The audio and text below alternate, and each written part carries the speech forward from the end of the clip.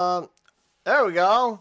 What up, all you sexy ass motherfuckers? Today, we doing Ace Attorney, Phoenix Wright. Alright. Now hold on. I forgot to bring my phone, which I used to check if there's any messages that don't pop up on the side here. So, however, it's going to be a fun one. I'll let you jam to this while I get my phone.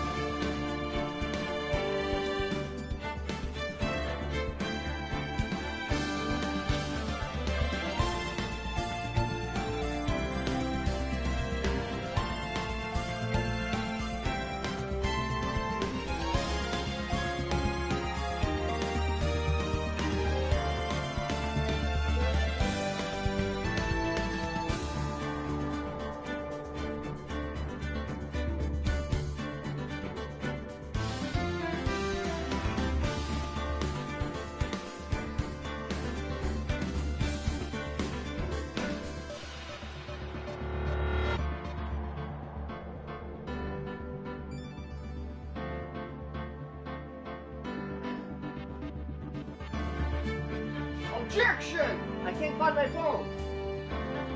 Did I leave it here? Am I blind ass piece of shit? Let me see.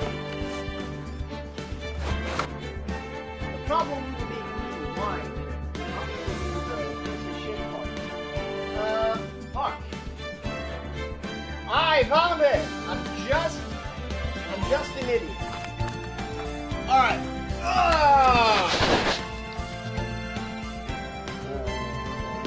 This. Bring up this.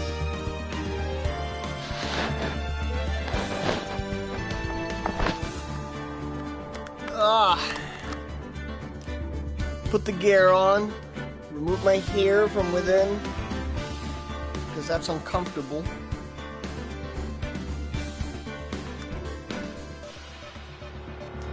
There we fucking go. Like a Shinra trooper. Alright, let me see.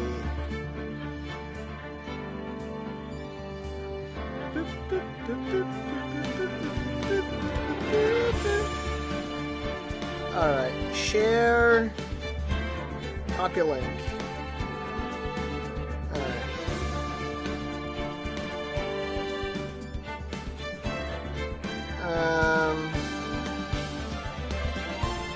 Gonna post this a few places, not many.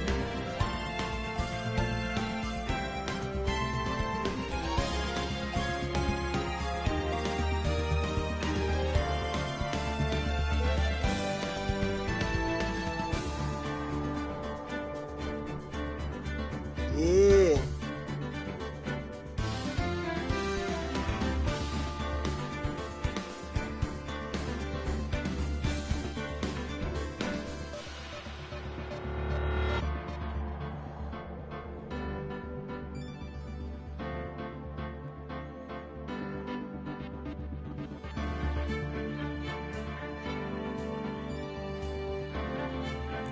Say what you will about this series, but the music are banger after banger after fucking banger, dude. And yes, I know I'm out of frame of the camera. It's because I'm like leaning back and I should probably correct myself a little bit up. Because when I do this, maybe I should aim it down a little bit so I can chill. Like this. Maybe a little bit. Let's see, how's that looking?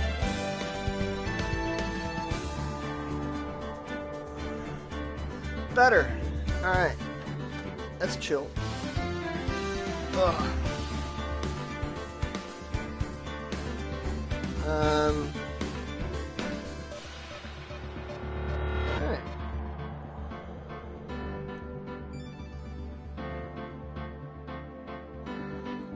Let me see. And then we have this right here.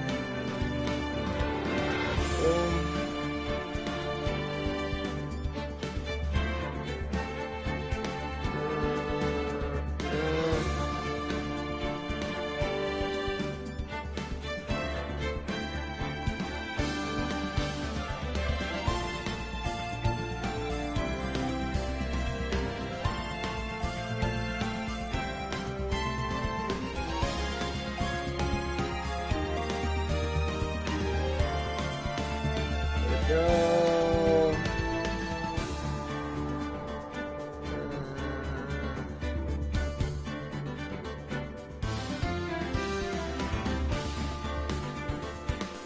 Paste.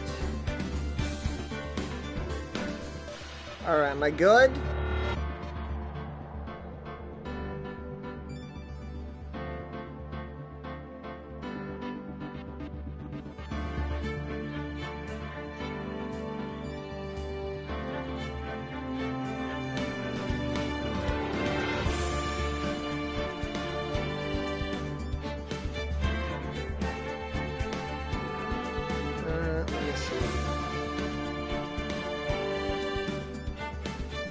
Think I'm good? No, no, no. One last place. And there we go. Boom! Alright, we good. We good. First, we're gonna have to look at the options. Jam.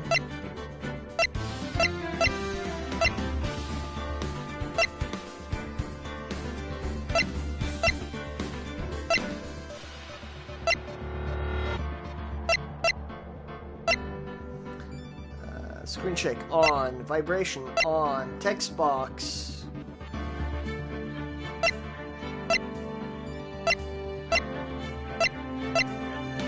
Hi. English.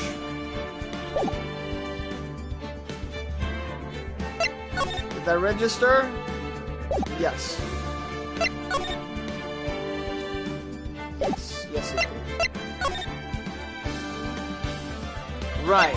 So, this is the Ace Attorney Phoenix Wright collection on pretty much every single modern system. It's got the original Ace Attorney Phoenix Wright. It's got... Oops. It's got Ace Attorney Phoenix Wright, Ace Attorney, Justice for All. And Ace Attorney Phoenix Wright, Trials and Tribulations. However, we will only be doing the first game. And then I'll be getting my ass to Toomba. Damn. I hate when this shit happens. Sound disappeared from my left ear. That's fine. It gives time for people to actually join the stream.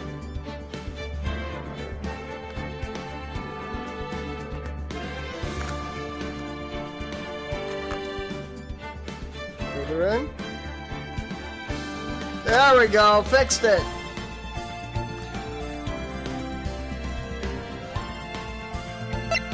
So this is where we're going with this. Episode 1, the first turnabout.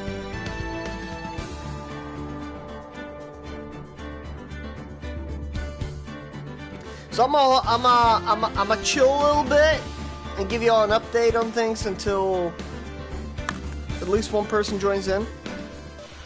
So I've been pretty busy being a dad and stuff, and you know, as far as my kid goes, there's a lot going on. She transitioned to like the next age of kindergarten, and you know, we're thinking of transitioning her out of diapers and stuff, so it's been a lot of work.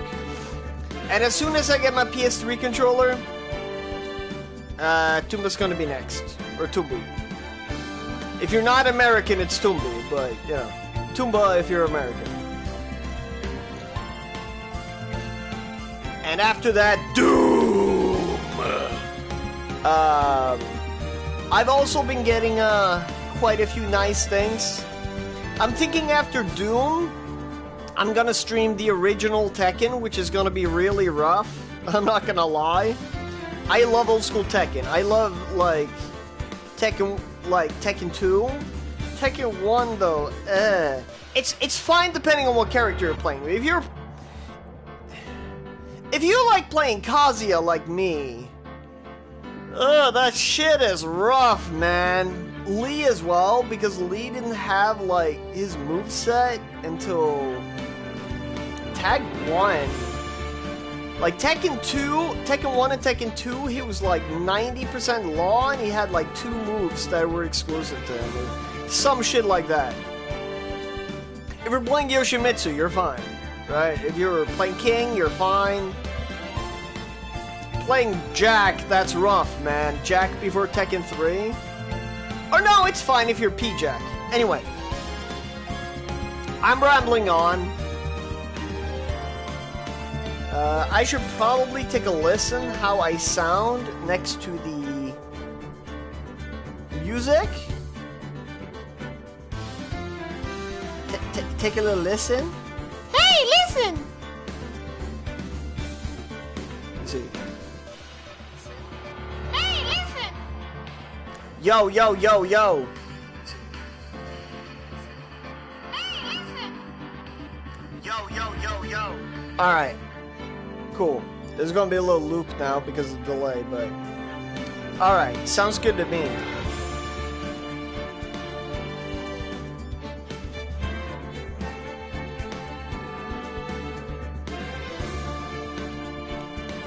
Alright. Cool. You know what? Fuck it. Fuck it. Let's just jump in, shall we?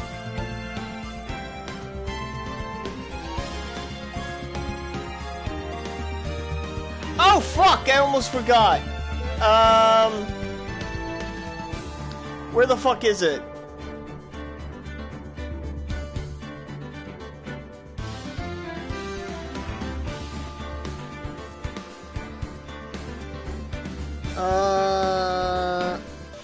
Did I?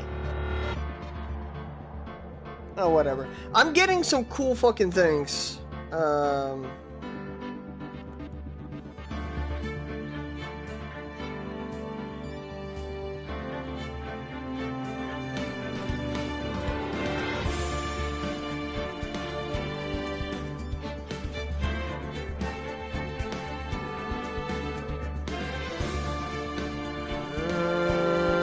No, that's not what I...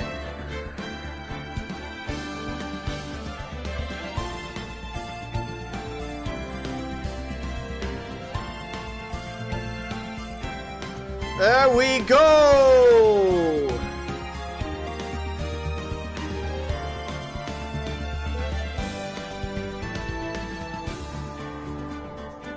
Alright, fuck it. We not waiting around for slow ass motherfuckers. Let's go! Play the first turnabout.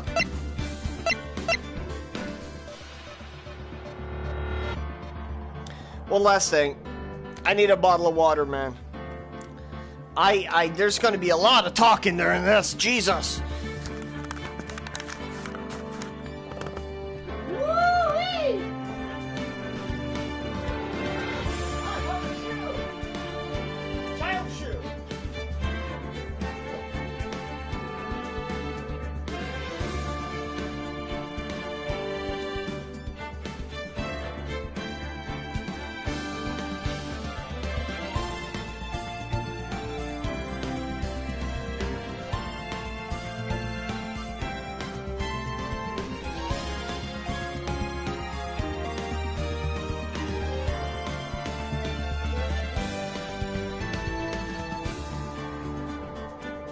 I got some apple juice.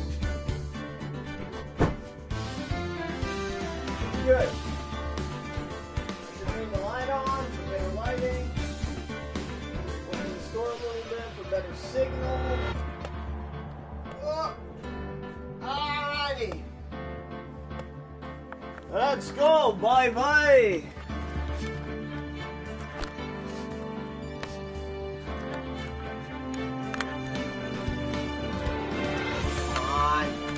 Fucking wires, man. Alright, as you can see, I was fully prepared. No stalling. There was nothing I had to go back and redo or pull out time whatsoever. Alright, let's fucking go. There's my controller. Let's go!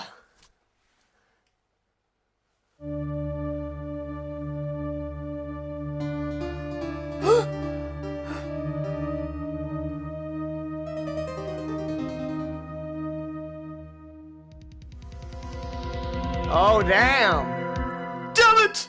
Why me? I can't get caught. Not like this!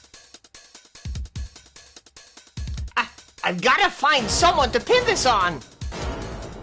Someone like him. I'll make it look like he did it.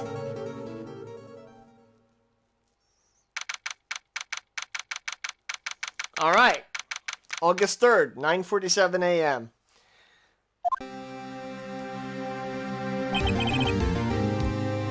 Boy, am I nervous.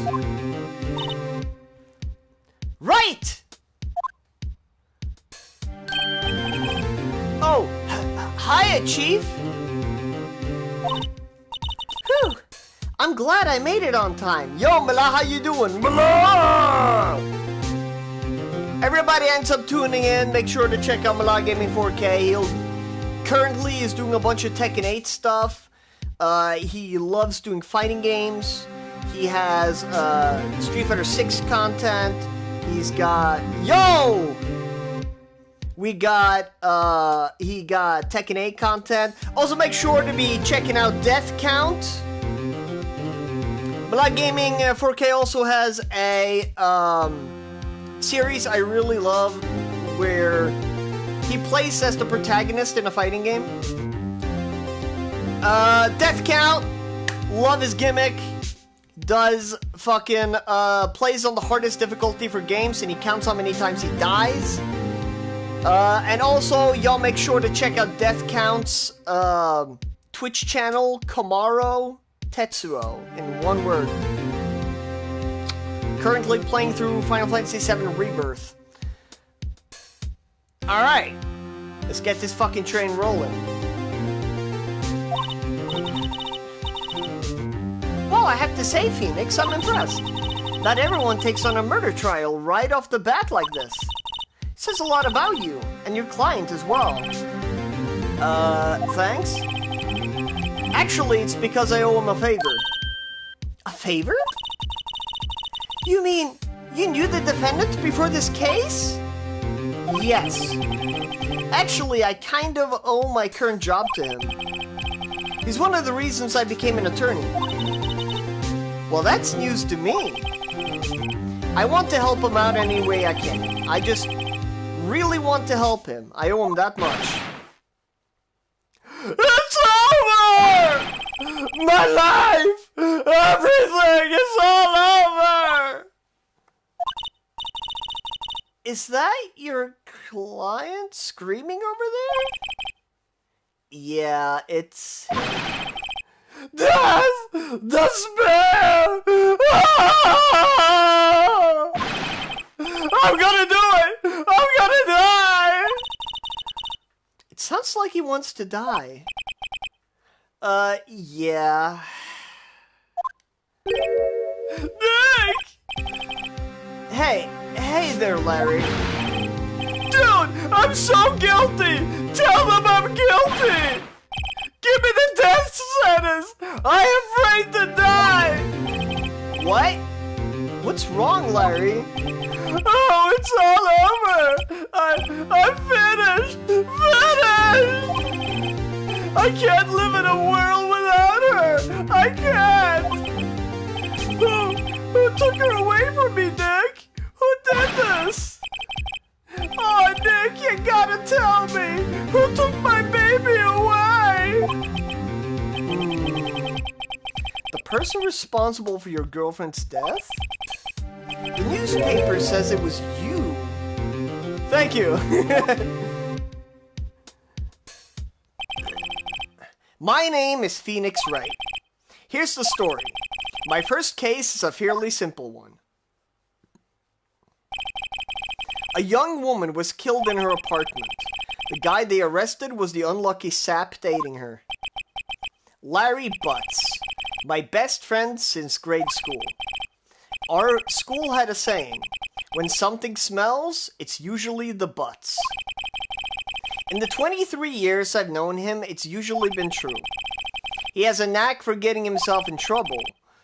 One thing I can say, though, it's usually not his fault. He just has terrible luck. But I know better than anyone that he's a good guy at heart. That, and I owe him one, which is why I took the case, to clear his name. And that's just what I'm going to do.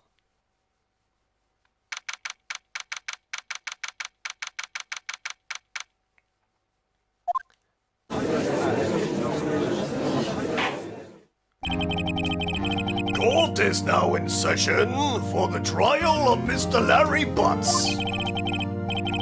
The prosecution is ready, Your Honor. The, defense is ready, Your Honor. Mr. Wright? This is your first trial, is it not? Yes, Your Honor. I'm, a little nervous.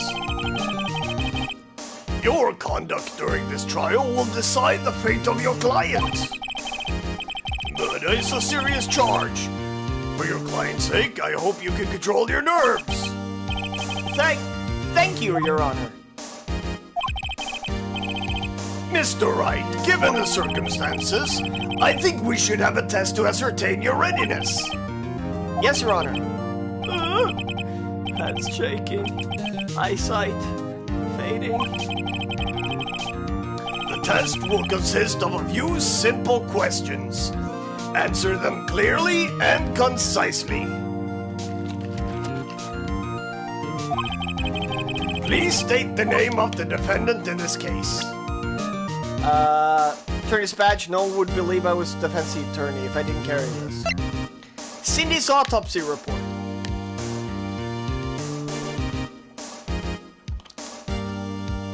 Time of death. Oh, oops.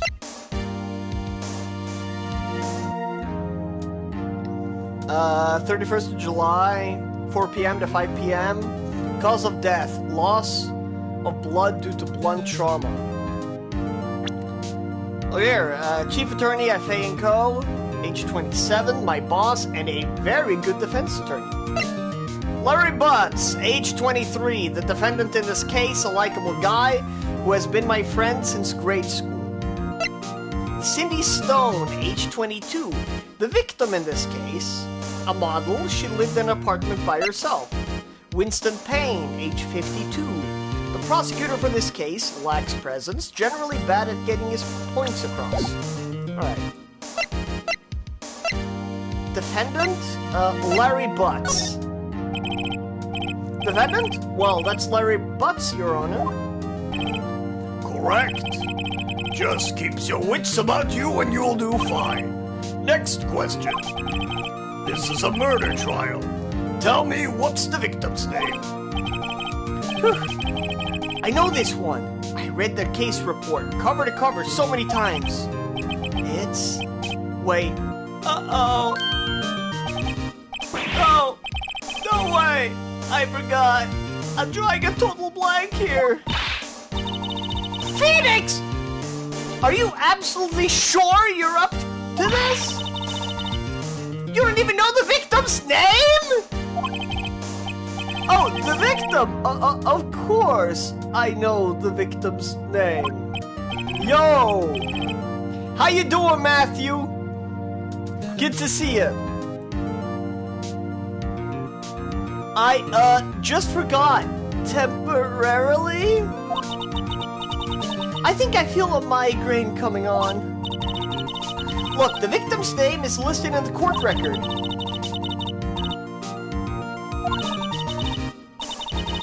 Aw, man, the music is so damn good in this series. Basically, you solve crimes. So the tutorial case, you're not doing any investigating, it's just trial, but all the other cases, you'll be, like, investigating crime scenes and all kinds of shit. Remember, check it often, do it for me, please, I'm begging you. Phoenix managed to forget the name of the fucking victim. Yeah, likewise, dude. Mr. Wright, who is the victim in this case? Cinder block. Cindy Stone. The victim's name is Cindy Stone. Correct. Now tell me, what was the cause of death? She died because she was... hit with a blunt object. She was struck once by a blunt object. Correct. You've answered all my questions. I see no reason why we shouldn't proceed. Damn, my mouth is making me...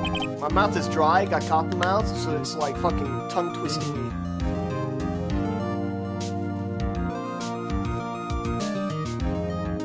You seem more relaxed, Mr. Wright. Good for you. Thank you, Your Honor. Because I don't feel relaxed, that's for sure. Well then. First, a question for the prosecution. Mr. Payne? Yes, Your Honor. As Mr. Wright just told us, the victim was struck with a blunt object.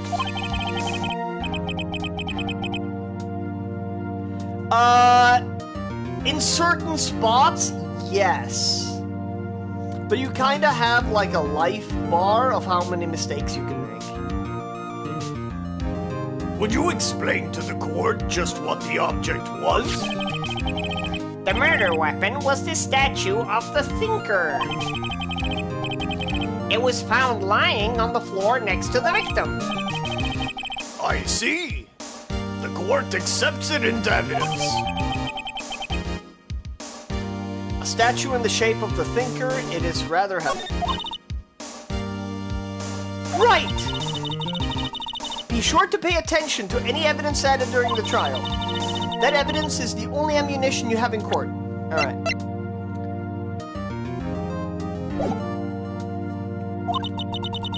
Use the R1 button to check the court record frequently. Yeah, I know. You told me already. Mr. Payne, the prosecution may call its first witness. The prosecution calls the defendant, Mr. Butts, to the stand. Chief, what do I do now? Pay attention. You don't want to miss any information that might help your client's case. You'll get your chance to respond to the prosecution later, so be ready! Let's just hope he doesn't say anything unfortunate. Uh-oh. Larry gets excited easily. This could be bad. Yeah, this is my client. Yeah, okay, so Phoenix has known Larry since grade school, and in grade school they had a saying about Larry. When something smells, it's usually the butts, and it's usually correct. It's usually correct. He's not a bad dude, apparently. He just has abysmal luck. Ahem. Mr. Butts, is it not true that the victim had recently dumped you? Hey, watch it, buddy! We were great together! We were Romeo and Juliet! Cleopatra and Mark Anthony! Didn't they all die? I wasn't dumped! She just wasn't taking my phone calls! Or seeing me! Ever! What's it to you anyway? Mr. Butts, what you describe is generally what we mean by dumped. In fact, she had completely abandoned you and was seeing other men. She had just returned from overseas with one of them the day before the murder. What do you mean, one of them? Lies! All of it, lies! I don't believe a word of it! Your Honor, the victim's passport. According to this, she was in Paris until the day before she died. Victim apparently arrived home from Paris on the 30th of July. the day before the murder. Indeed, she appears to have returned the day before the murder. Alright. Okay, I can't look at it closer. Thanks. Thanks, Mom. Dude, no way! The victim was a model, but did not have a large income. It appears she had several sugar daddies. Daddies? Sugar? Yes, older men who gave her money and gifts. She took their money and used it to support her lifestyle. Dude! We can clearly see what kind of woman this Miss Stone was. Ah, I see what you're saying, Matthew. Yeah, Ronan. I'm balls deep in Final Fantasy VII Rebirth when I'm offline, and I'm looking forward to Ronan too. It's just Rebirth. Tell me, Mr. Butts, what do you think of her now? Right. I don't think you want him to answer that question. Yeah, Larry has a way of running his mouth in all the wrong directions. Should I wait and see what happens? Stop him from answering. Alright, chat. Larry is an idiot? Okay, Larry is a fucking idiot. Should we wait and see what happens for the lulz? Or should we stop him from answering like a good lawyer would? I'll leave it up to you. It's funnier that way.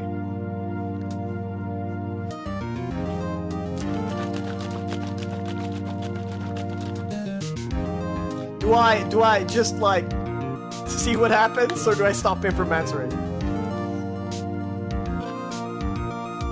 Alright.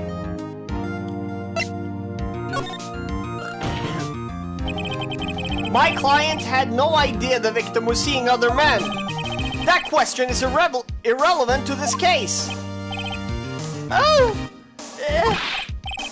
Dude! Nick! What do you mean irrelevant? That cheating she-dog!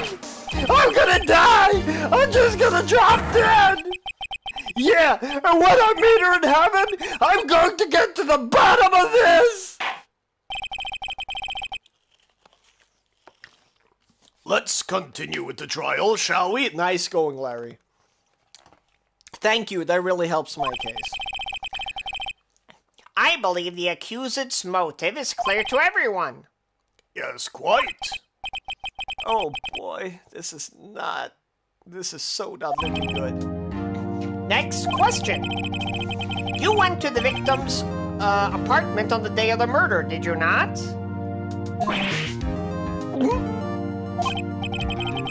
Well, did you or did you not? Objection, Your Honor! Leading question. Huh? Well, maybe I did, and maybe I didn't. Uh-oh. He went. What do I do? Alright, do I have him answer honestly or stop him from answering? Do we let Larry answer honestly, or do we try to stop him from answering that question?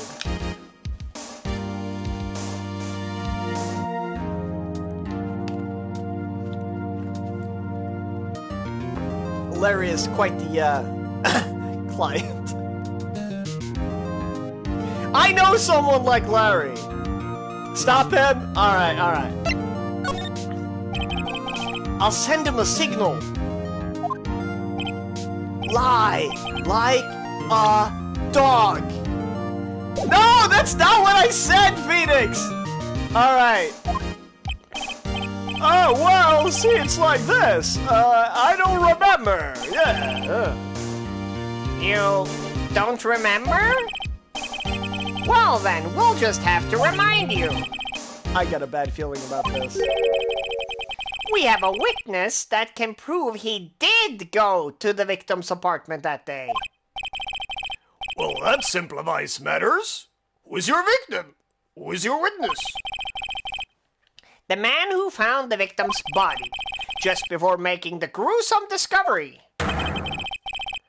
He saw the defendant fleeing the scene of the crime.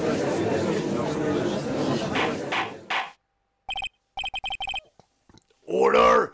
Order in the court! Mr. Payne, the prosecution may call its witness. Yes, Your Honor. This is bad. On the day of the murder, my witness was selling newspapers at the victim's building. Please bring Mr. Frank Saw It to the stand. Yes, really. Frank saw it. Get ready for a lot more name puns. This franchise lives on name puns. Like Phoenix Wright, because he's always right. Mr. Saw It, you sell newspaper subscriptions, is this correct? Oh, yes! Newspapers, yes! Mr. Zod, you may proceed with your testimony. Please tell the court what you saw on the day of the murder.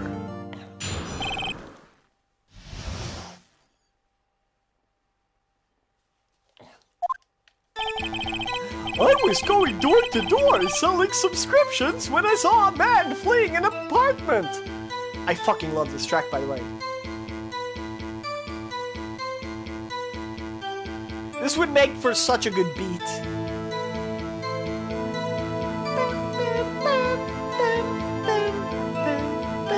This would make such a good fucking hip-hop beat. Anyway. I thought he must be in a hurry because he left the door half open behind him.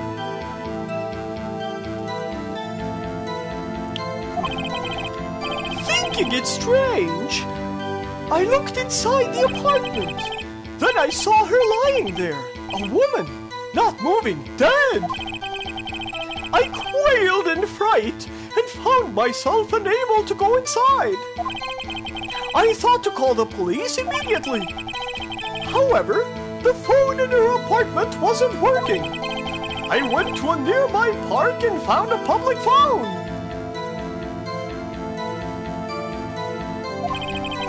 I remember the time exactly. It was 1 p.m. The man who ran was, without a doubt, the defendant sitting right over there.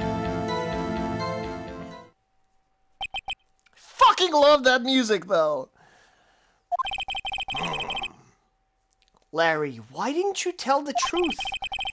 I can't defend you against a testimony like that. Incidentally, why wasn't the phone in the victim's apartment working? Your Honor, at the time of the murder, there was a blackout in the building. Are phones supposed to work during a blackout? Yes, Your Honor. However, some cordless phones do not function normally. The phone that Mr. Saw It used was one of those. Your Honor, I have a record of the blackout for your perusal.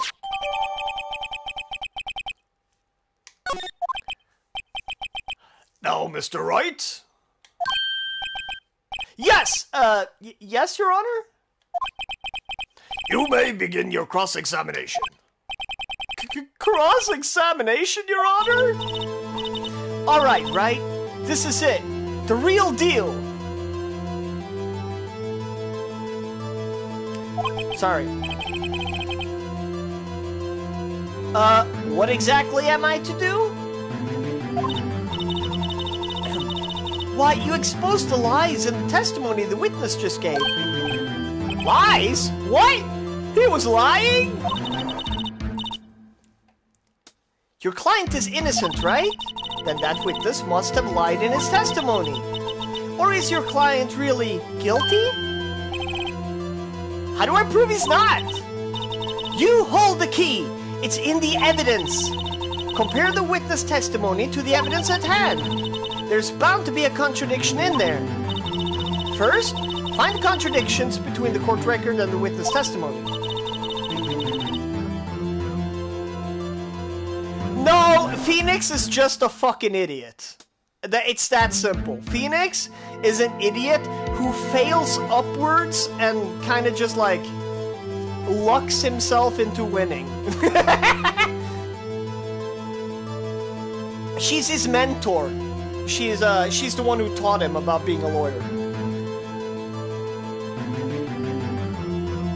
Then, once you've found the contradicting evidence, present it and rub it in the witness's face! Okay. Open the court record with the R1 button and point the contradiction as a testimony.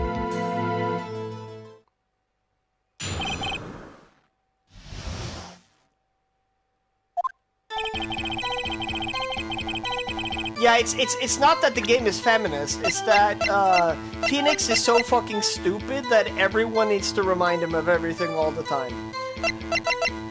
Let me see. Blackout record. Electricity to Miss Stone's building was out from noon to 6 p.m. on the day of the crime. Isn't a man leaving an apartment a common sight? I find it odd you would take notice of it. Oh, I don't know. He just seemed strange to me, that's all. Like he was mad, and yet frightened at the same time. Just like a criminal fleeing the scene of a crime. The defense requests that witness refrain from conjecture. Of course. What the witness means is that the man he saw looked suspicious. So what happened next? I thought he must be in a hurry because he left the door half open behind him. No. It's just Phoenix. It's just Phoenix. It's not like that. You're judging the game preemptively. This is literally the tutorial case. She's your boss, that's the only reason. Trust me, you're gonna change your tune very soon. Let's just say that the subtitle for this game should be Dunking on Phoenix Wright. It's just Phoenix, yeah. Half open, you say? Yes! The door was open halfway, yes!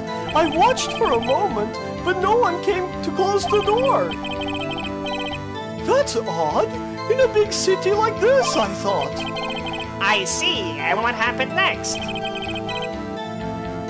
Thinking it strange, I looked inside the apartment. What gave you the idea to do that? Well, the door was half open, you see. Isn't it only human to want to peek? We climb mountains because they are there. It's the same thing. Truer words have never been spoken. Anyone would look inside. Why did Payne cut him off so quickly? So, you looked into the apartment. What happened then? Then I saw her lying there. A woman, not moving, dead.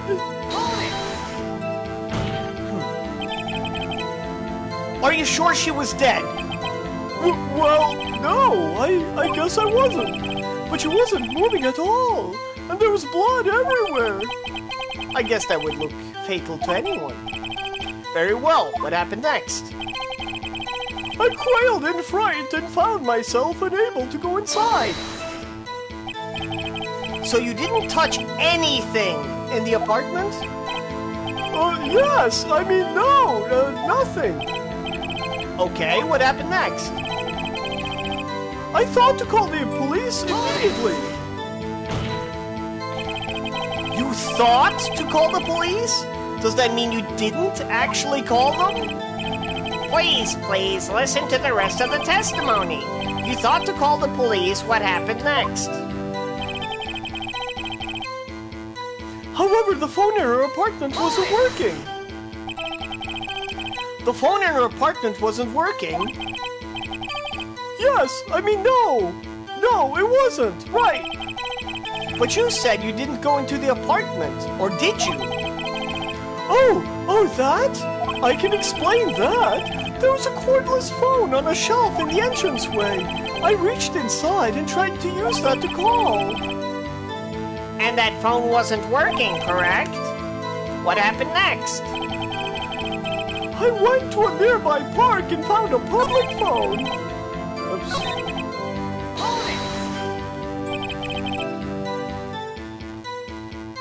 Why is a public phone? Well, you see, I don't have a cell phone. And being in the middle of the afternoon, there was no answer at the nearby apartments. All right. What time did you call again? 1 p.m. 1 p.m. Are you certain? Yes, absolutely. He seems really confident. 1 p.m.? Right, doesn't that seem strange to you? Present some evidence to contradict him. I will, Mia. Just give me a second.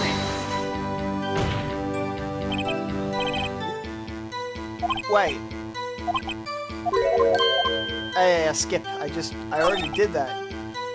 The man who ran was, without a doubt, the defendant sitting right over there. Alright. Are you absolutely 100% positive? Yes, it was him. No mistake about it. The witness says he's certain. That's all of it. There must be a contradiction in there somewhere. Yeah, I know. Alright. 1 p.m.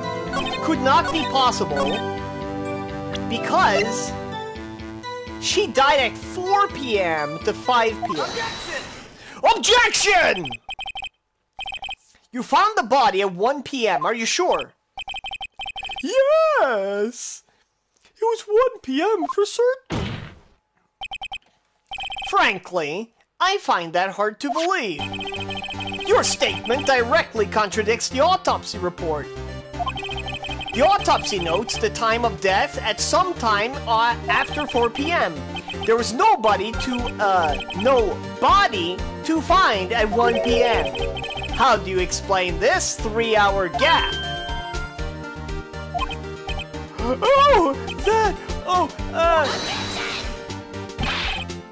This is trivial! The witness barely forgot the time! After this testimony, I find that hard to believe. Mr. Sight, why were you so certain that you found the body at 1 p.m.? Gee, that's a really good question. Great job, Wright. Way to put him on the spot. That's all you have to do. Point out contradictions. Lies always beget more lies. See through one and their whole story falls apart. Wait, I remember now! Would you care to give your testimony again? Alright.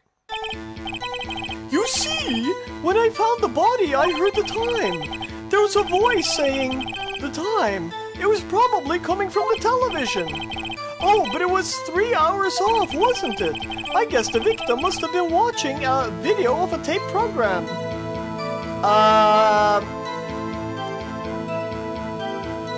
4 cases and a DLC for this one, but normally it's like 5 cases normally. Yeah. That's why I thought it was 1 p.m. Terribly sorry about the misunderstanding. First case is always really short because it's just tutorial. This is the first case. So this is Phoenix Wright's first case ever.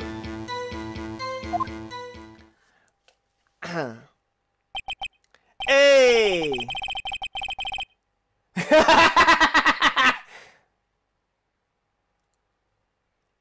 How you doing, the master? I see.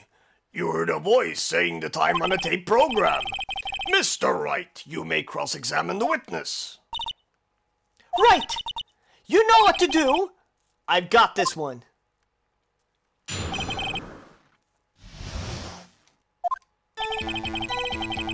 We got full of sexy ass motherfuckers in the chat. Hope you have a grand old time.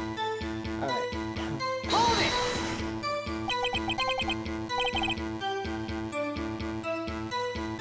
it! You said heard, not saw? Yes, heard. All I saw was the body lying there. I didn't think to look at anything else, least of all my watch. Isn't that a little strange? So you're saying you heard something, but if you were so shocked by the body, you wouldn't hear anything at all. The witness did say he actually heard the time. It's ludicrous to suggest he wouldn't hear anything. I have to agree with the prosecution. Witness, continue your testimony.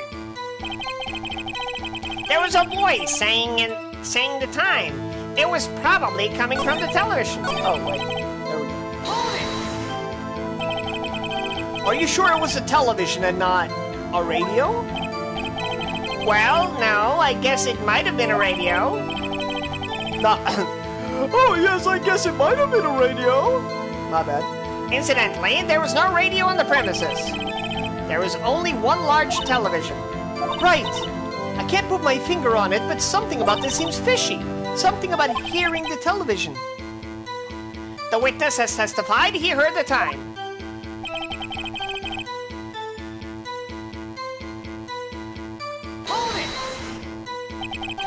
How do you explain the gap? Well, witness, can you explain this? The music is so good!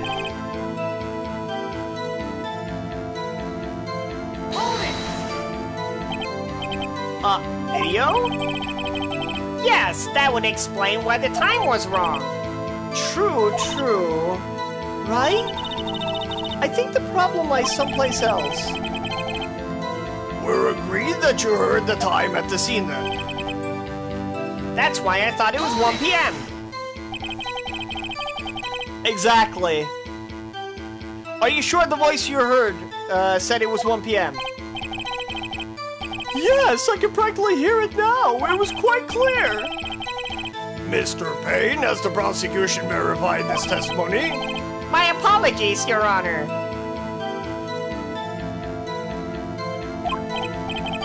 I, too, have only just learned that the witness heard the time.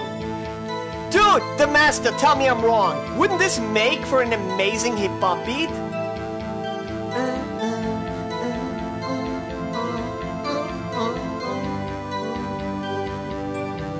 And then the beat kicks in.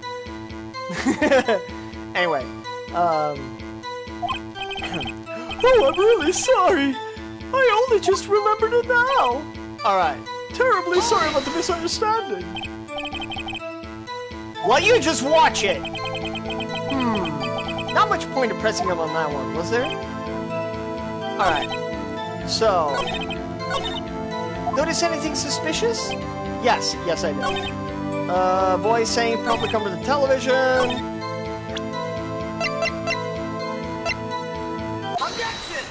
Objection! Hold it right there! The prosecution has said there was a blackout at the time of the discovery. And this record proves it.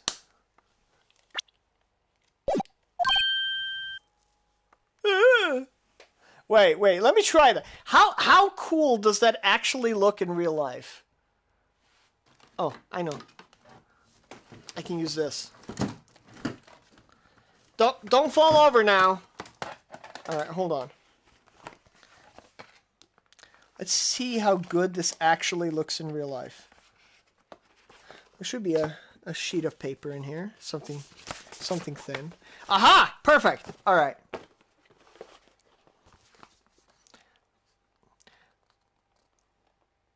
The prosecution says that at the time of the discovery, there was a blackout. So there is no way he could have heard the television. Did I look cool and intellectual now?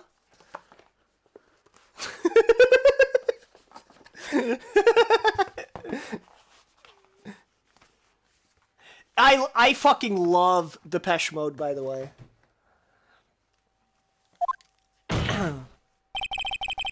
You couldn't have heard a television or a video! Ah!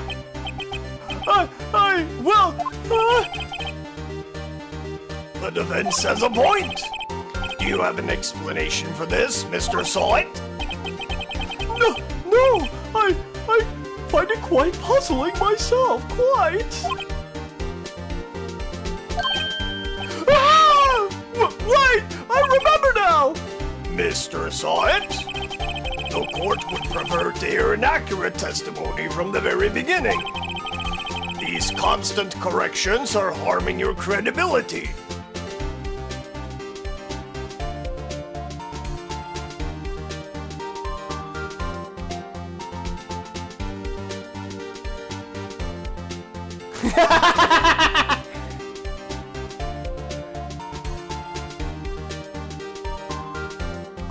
If it was less than 3 slaps.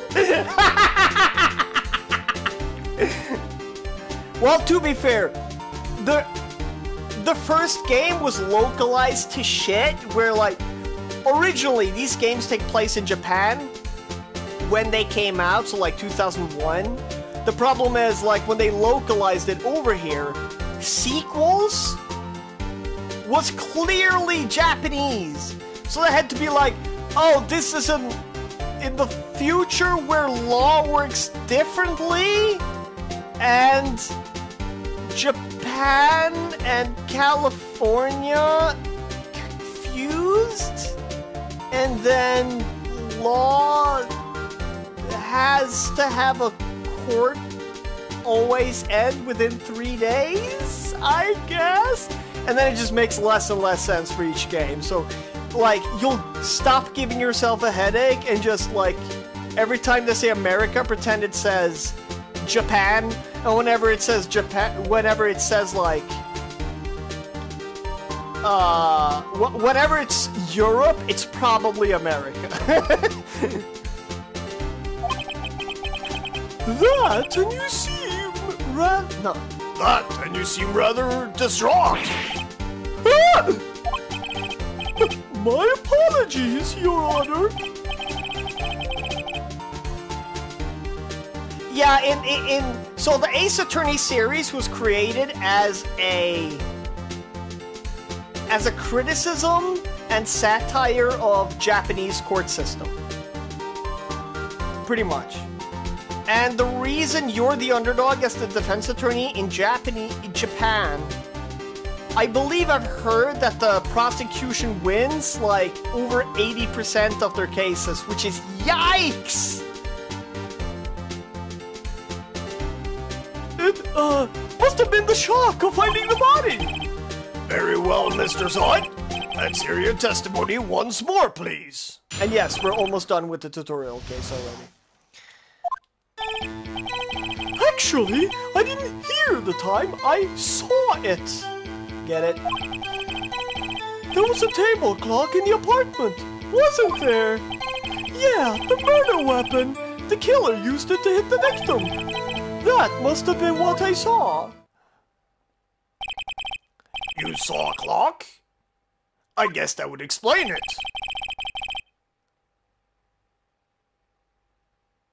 Yeah. The thing is, like, a lot of prosecution cases are dropped before it hits court. That's why the percentage is so high.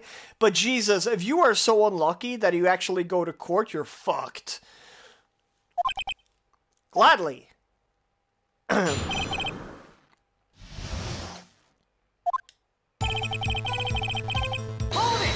Hold it! That strikes me as a very suspicious mistake. Yes, I can see how it would be a little doubtful.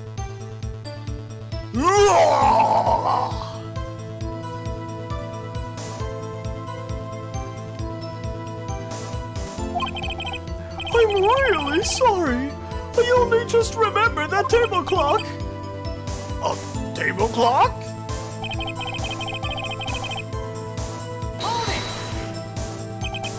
A table clock? Was there a clock at the scene? This is the first I've heard of it. Yeah, I know! My man is warming up to do a hell sweep.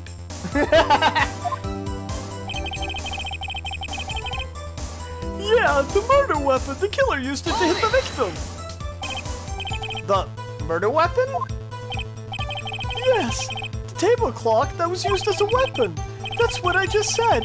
Did you doze off in the middle of my testimony or something? It says statue. Something's fishy here. Hold it! Why didn't you tell us that in the first place? I guess it just slipped my mind. I'm not really sure how it happened myself. The witness says he saw the table clock. End of story. Now, find the contradiction. Alright.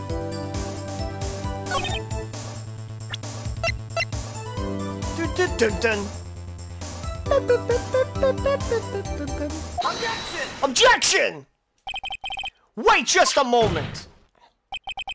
The murder weapon wasn't a clock, it was this statue.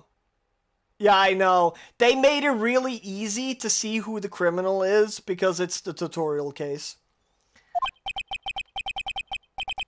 Now, how is this supposed to be a clock? Wow! You with your objections and your evidence! Just who do you think you are? Just answer the question, Mr. Saw It. Hey, I saw it there, okay? That's a clock! Your Honor, if I may, Yes, Mr. Bain? as the witness status, this statue is indeed a clock. The neck is a switch. You just tilt it and it says the time out loud. As it doesn't look like a clock, I submitted it as a statue. My apologies. I see. So the murder weapon was a table clock after all. Well, Mr. Wright, it appears the witness's testimony was correct. This is a clock. Do you have any problems with his testimony now? Yes? Your Honor, there's a gaping hole in the witness's testimony. The only way he could have known the weapon was a clock is to hold it in his hand. Yet the witness testified that he never entered the apartment. No, it can. It runs some batteries. Clearly a contradiction! Indeed. The witness knew it was a clock because he... You're lying! You were inside the apartment on the day of the murder! Oh yeah? Prove it! Prove I went in there! I'll do better than that. I can prove you were the one who killed her! You struck her with the clock, and the shock of the blow triggered the clock's voice. That was the sound you heard!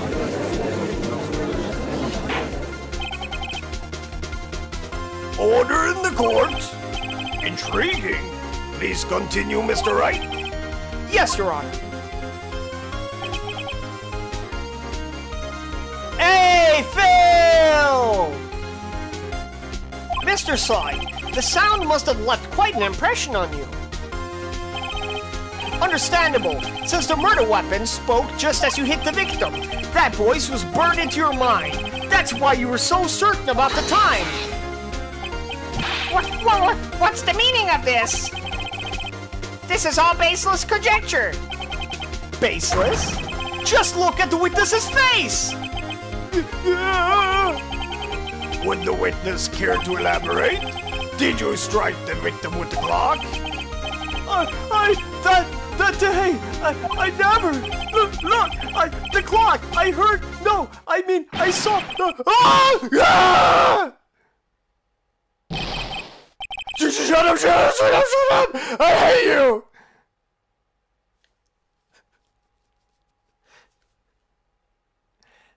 And people haven't, make sure to check out Phil Twerpin's YouTube channel too. He got some good shit on there.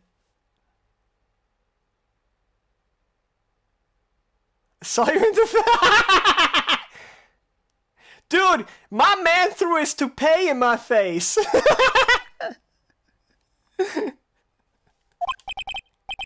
It was him! I tell you! I saw him! He killed her! And he should burn! Burn! Give him death!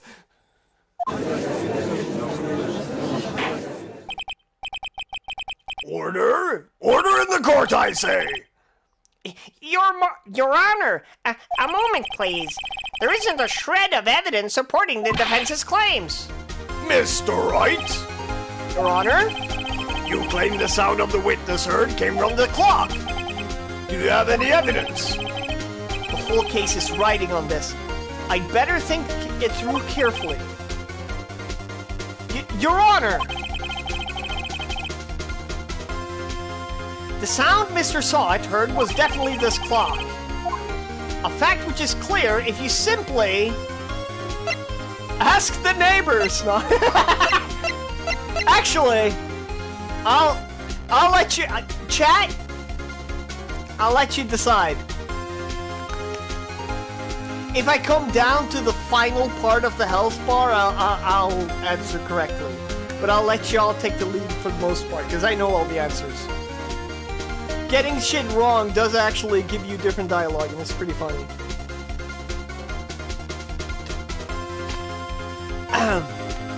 Examine the clock's batteries. Try sounding the clock.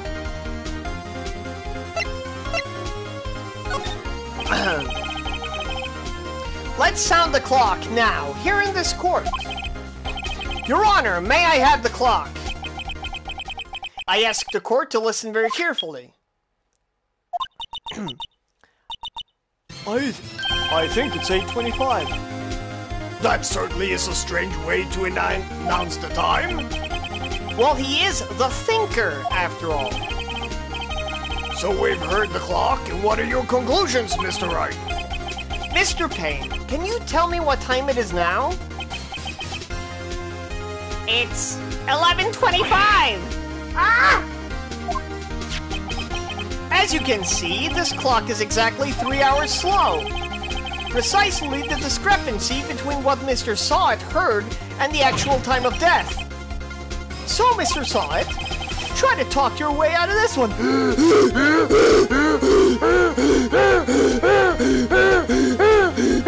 I think he's having a heart attack.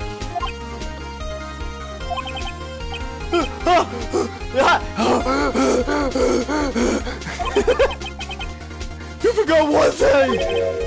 Uh-oh. What's he talking about now?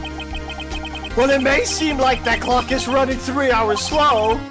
It proves nothing! How do you know it was running 3 hours slow on the day of the murder? If you can't prove that, you don't have a case! He's right. How am I going to prove that? Damn it! I didn't see ask the neighbor. You know what? It would be a tie because of Phil. Damn it! I was so close! Mr. Wright, it seems you lack the critical evidence to support your claim. Yes, Your Honor. It means I cannot let you indict the witness. Unfortunately, this ends the cross-examination of Mr. Frank Sawit.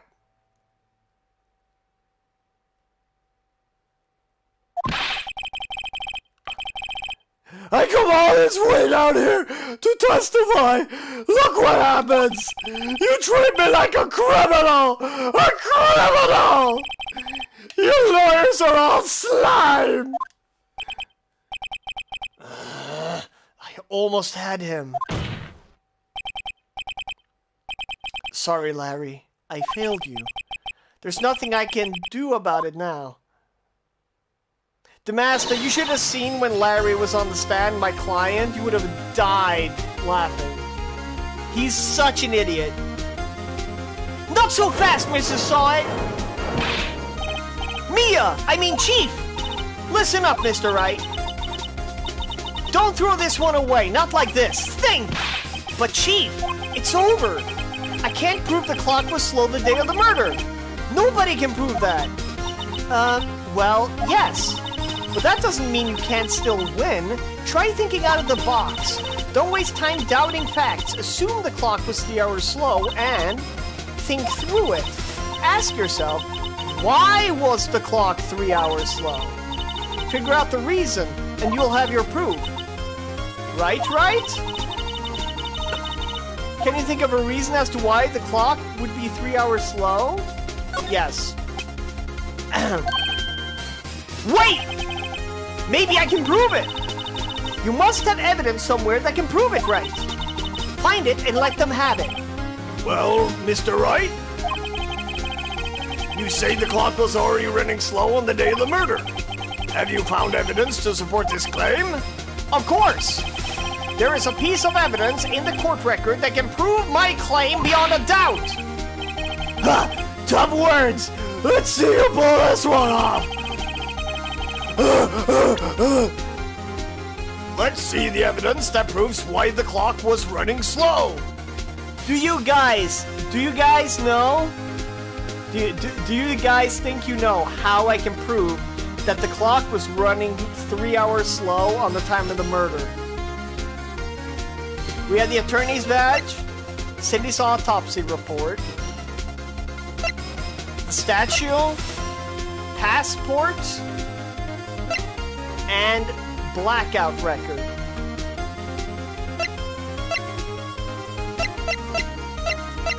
The blackout record? That electricity was cut? Is that what you mean? I'll let chat get time to gather themselves.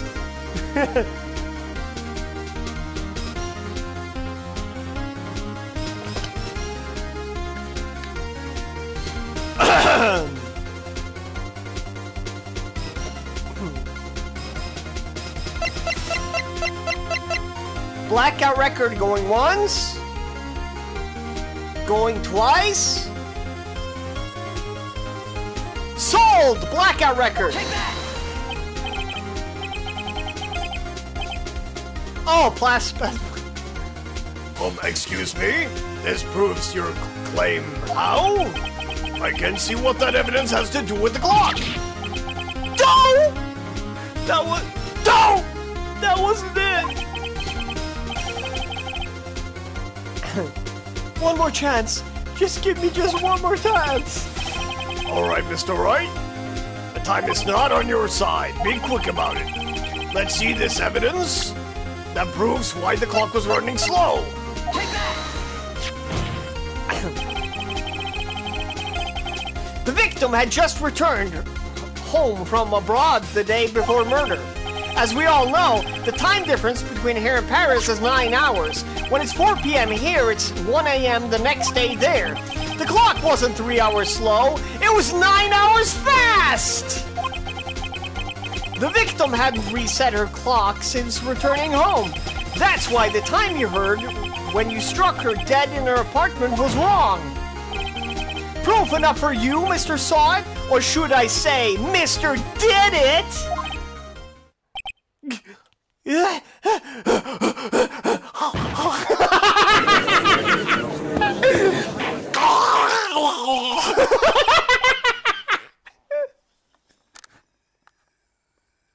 I think he had a fucking seizure. Order! Order, I say!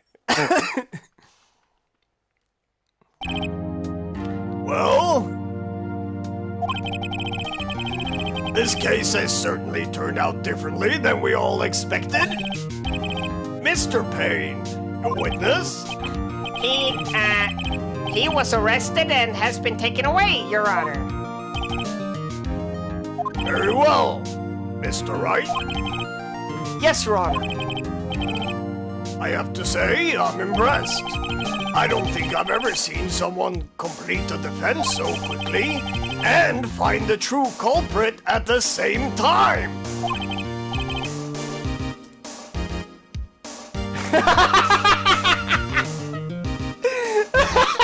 The master, you fucking killing me. Thank you, Your Honor.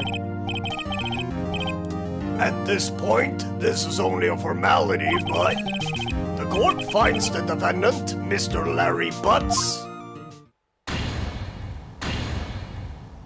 not guilty. But yeah, the master, you should have seen Larry Butts on the stand. It was a shit show. And with that, this court is adjourned. He said everything he shouldn't say. Turns out that Frank Sahit was a common burglar. He posed as a newspaper salesman to check and see when people were out of the house. That day, when Larry went to her apartment, the victim wasn't home. After he left, Mr. Sahit let himself in to do his dirty work.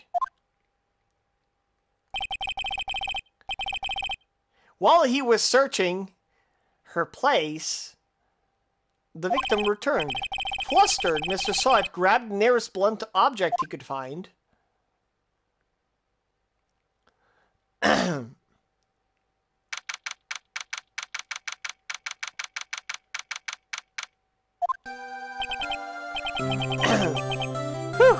I still can't believe we won. Right, good job in there. Congratulations. Thanks, Chief. I owe it all to you. Not at all, not at all. You fought your own battles in there. It's been a while since I've seen a trial end on such a satisfying note. I'd never seen the Chief looking this happy. If she's this glad, imagine how Larry must feel. My life is over! Larry, you're supposed to be happy. What's wrong now? Oh, Nick! Don't worry about me. I'll be dead and gone soon. Good. Wait. No, I mean bad. Bad, bad, bad. Larry, you're innocent. The case is closed. But my Cindy, when it's gone, man. Gone forever. Larry, she was a... Nah, never mind. Congratulations, Harry. Harry? Yes, you. You can practically see the headlines now. Harry Butt's innocent. Harry Butt. Thanks. I really owe you one. I won't forget this ever. Let's celebrate. Dinner, movie, my treat. Oh no, I couldn't. Hey, I was the one who got you off the hook. Oh, hey! Here, take this! It's a present! A present? For me?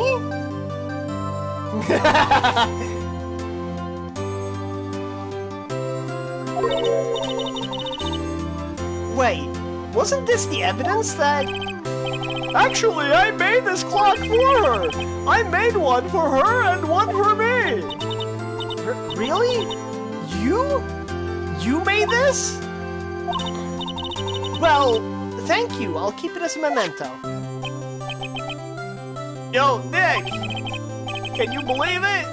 I was so into that chick, and now she was just playing me for a fool. Don't that make you want to just cry? Larry. Are you so sure? Squeeze me? Yes, all the squeezing, yes. I think she thought quite a lot of you in her own way. Nah, you don't gotta sympathize with me, it's okay. Oh, I'm not just sympathizing, really. Is that right? Right. Don't you have something to show your friend? Something that proves how she felt about him? Huh? Oh, yeah, right! What the heck is she talking about? He just pretends to know! Mila, they did! There's a 2-season anime covering the first 3 games in the series. Oh, there's a live-action movie, too! There's a live-action movie, a Japanese one. It's decent, though they butchered 2 characters so badly. Anyway, they have a live-action movie, and they have a really good anime. That's 2 seasons. I recommend them. But apparently every lawyer is a fucking earbender in the anime. They point, they're like, that cannot be because the electricity was out! And the wind flies, and they're like holding on to the desk while the legs are like floating in the air like, ah! It's really funny. Alright. Check this out, Larry. Proof positive you weren't just some chump to her. Huh? What about that clock? This is the clock you made for her, Larry. And she took it with her when she traveled. Whatever, she probably just needed a clock, that's all. You think so? It's a pretty heavy clock to take traveling. High priced? Yeah. She had multiple sugar daddies. Well, make of it what you will. Hey, Nick. I'm glad I asked you to be my lawyer. Really, I am. Thanks. Hope that made him feel a little better. Right? I hope you see the importance in evidence now. Also, hopefully you realize things change depending on how you look at them. People too. We never really know if our clients are guilty or innocent. All we can do is believe in them. And in order to believe in them, you have to believe in yourself. Right? Listen, learn, grow strong. Never let go of what you believe in. Never. Well, I believe our work here is done. Shall we be off? Yeah, I guess so. Say, how about dinner? On me. We'll drink a toast to innocent butts. Yes, chat, let's have a toast to innocent butts. Let's all toast for innocent butts, everybody. Hey, how you doing, Fred? Yeah! Oh, speaking of Harry, you were saying part of why you became a lawyer was because of him? Yeah, part at least. You'll have to tell me more about it sometime. Maybe over drinks? And so, my first trial came to a close. Larry slapped me on the back and said, "Gee, Nick! It's good to have friends!" But I'm pretty sure he's not going to pay us. Unless you count the clock he gave me. I didn't know it then. But that clock was soon going to be the center of another incident. And my promise to tell the chief about me and Larry would be one promise I wouldn't be able to keep. That was episode 1, so that's the tutorial.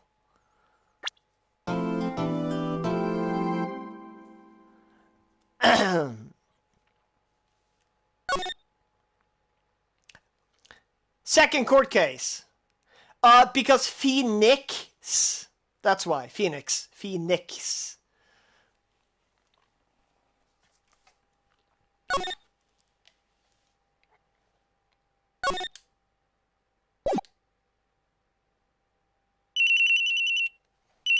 Only Larry calls him Nick, though.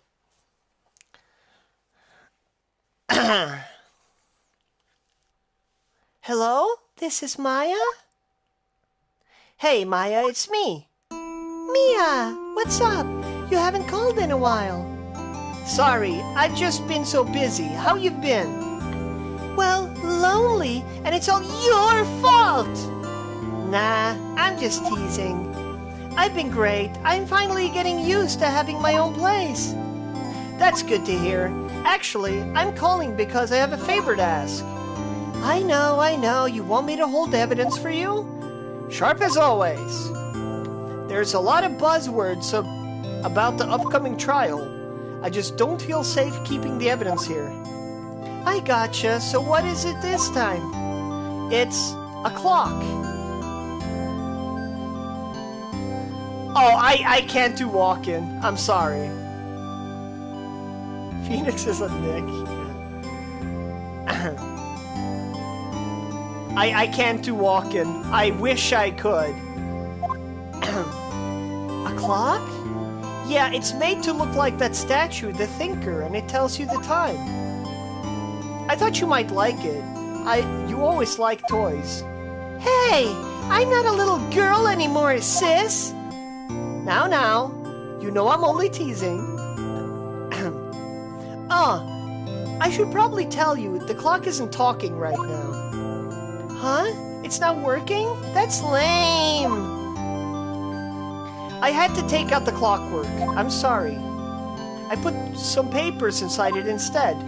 Papers? Is that the evidence then? Well, there's a possibility that it might turn out that way, yeah. Can you come by the office tonight, say 9, to pick it up? I'll be in a pre-trial meeting until then. Okay, sis, but I expect dinner. Something good, like burgers. I could really go for a good burger. Now, if you want to ignore the localization, replace burger with ramen. In Japanese, this character is a ramen fanatic, not a burger fanatic. Okay, we'll hit the usual joint. Alright, it's a deal.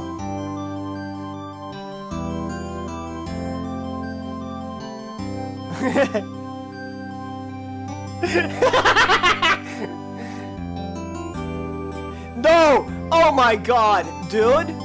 The final boss of this game as Christopher Walken would have been fucking glorious. Okay, sis, see you soon. Yep, I'll be waiting, Maya.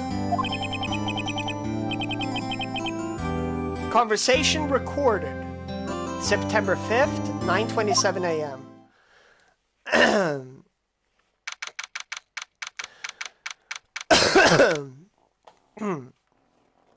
Fay & Co. Law Offices. Now, Miss Fay, I'll take what's mine, the papers. I'm sorry, but I can't give you what I don't have. Miss Fay, you are a poor liar. Why, I see it right over there. That must be the Thinker that swallowed those papers. How could you know? You are not cogniferous of my background. Gathering information is my business, you see. I should have been more careful. My dear Miss Fay, I am so very sorry, but I am afraid I must ask you for one more thing. No. With this final boss, the Christopher Walken would have been perfect for comedy. Like, mwah. Your eternal silence. Farewell, Miss Fay.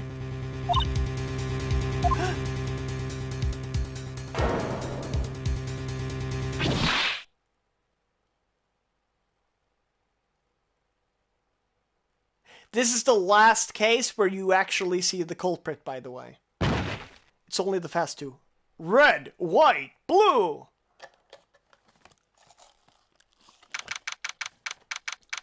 This guy's supposed to be American.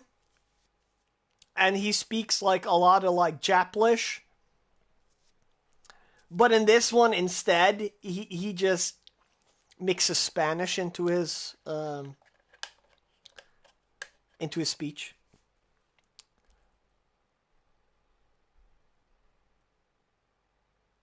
The bass! Oh my god, the bass! Uh-oh, I'm late. Huh, that's strange. I guess the chief left without me. She said her sister was coming over, so we should all go out for dinner.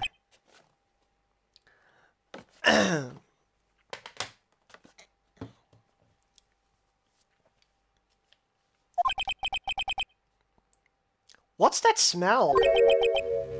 Blood?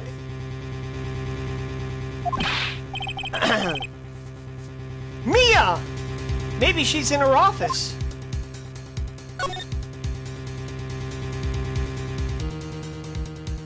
Where was it? No, okay. I smell blood, and that can't be good. I have to check and see if Mia, the chief's okay. Where did I say so? Yeah. Okay, court record.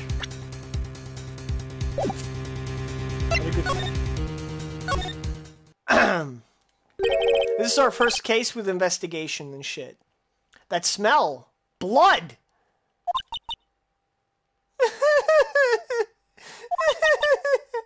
Sis. Someone's there! Chief? Chief? Chief! Chief, are you there? Chief, come in! Chief? Chief? Chief! Sorry, I had to. Who are you?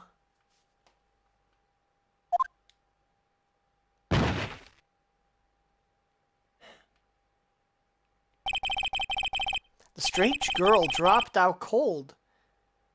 I left her lying on the office sofa. I went back to the chief where she lay under the window.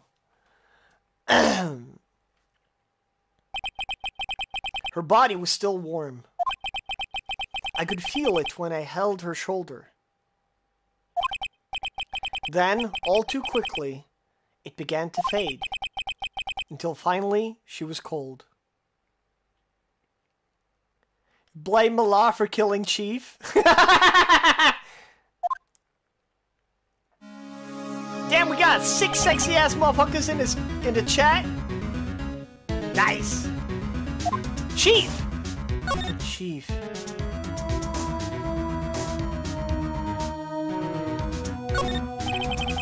There's a large building right across from the office. The Gatewater Hotel. A nice luxurious place. I love that. Watergate, right? But it's Gatewater. Yeah, she did.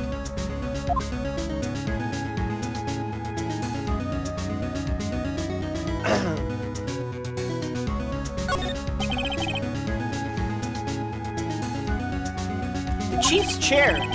A simple, functional design. Feels pretty good to sit in, too.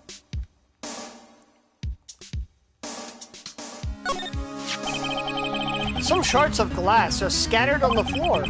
They seem to be the remains of a glass light stand. Oh, right. I might want to call 911. Right, I better call the police. Huh? That's funny. A few of the screws on the receiver are missing.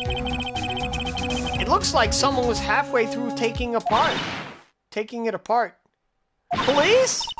Please! Come quickly! What was that? Someone screaming from outside the window?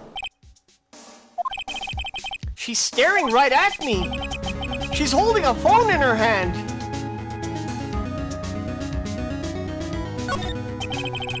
The phone receiver is missing a few screws. I better not use it.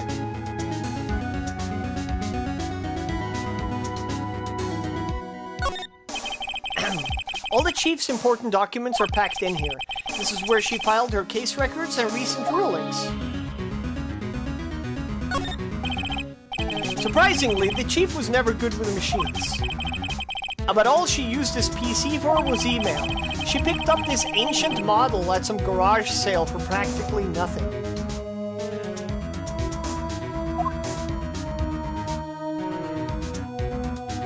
Yeah, exactly, right? They throw you off the loop. A perfectly normal office desk. The chief had a very particular policy about office decor. Spend big stuff on the client's use, but keep your own stuff simple.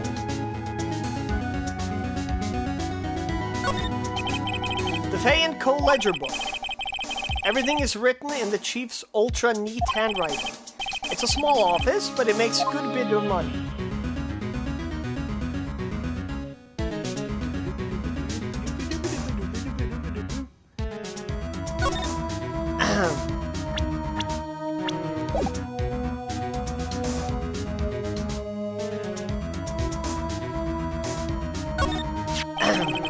It's encrusted with dried blood.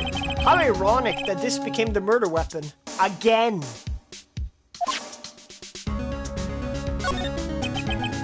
Chief.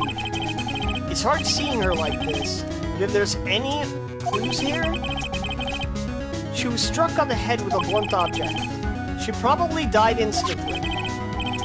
The thinker, lying next to her, must have been the murder weapon. The murder weapon looks like a statue, but it's actually a clock made by Larry Betts. There's some glass shards near the chief's body. Must be pieces of the glass light stand lying in the back of the room.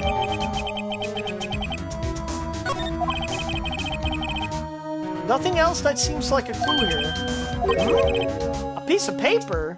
Must have fallen from Mia's hand. What could it be? It's painful to look, but I have to, for Mia's sake. Looks like she was hit in the head with a blunt weapon. She probably died instantly. A word is written in blood on this scrap of paper. Maya? Did Mia write this? This piece of paper is a receipt from the department store, dated yesterday. I think that's enough snooping around for now. I'd better call the police and find out what that girl was doing here.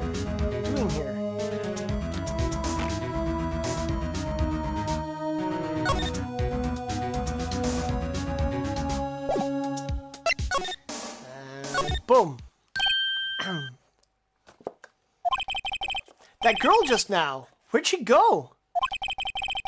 Put her right there on that sofa. Uh-oh. I hope she didn't run on me. Yipes!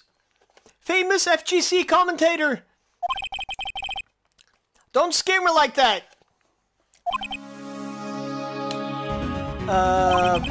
Excuse me, but who are you? It's okay, I work here. Maya Fey. Maya Fey? Maya? So Mia was writing this girl's name? Maybe I should show her the receipt? I never thought there'd be a use for evidence like this outside the courtroom. Okay, while I can. The door to the chief's office, it's slightly open. I better not touch the doorknob. Yeah, garage sale. A large painting. I guess you could call this modern art. I, on the other hand, call it a mistake. This sofa is for clients. It's leather, a real luxury model. You couldn't cram more legal books in here even if you wanted to. Few can gaze upon the shelves without feeling insignificant.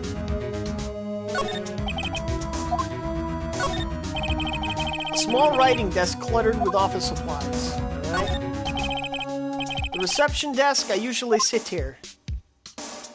Yeah, so like Phoenix is pretty much an intern when this whole thing happened. He's straight up an intern. Okay.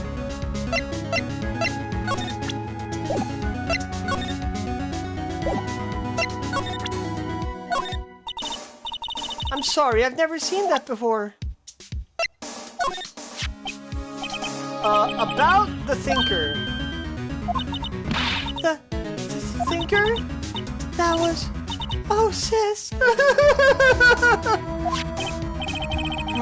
Probably shouldn't have asked her about the murder weapon.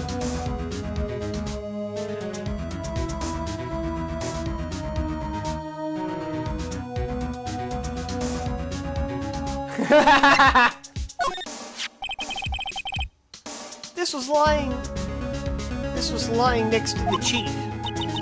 I know, I saw it there too.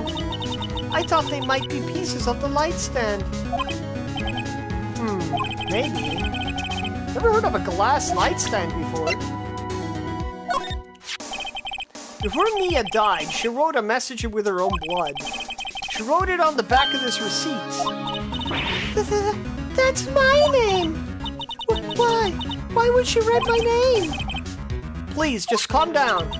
But why would Sis write my name? Uh-oh.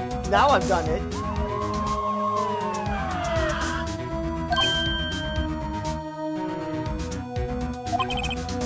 The police! Sounds like they're coming this way.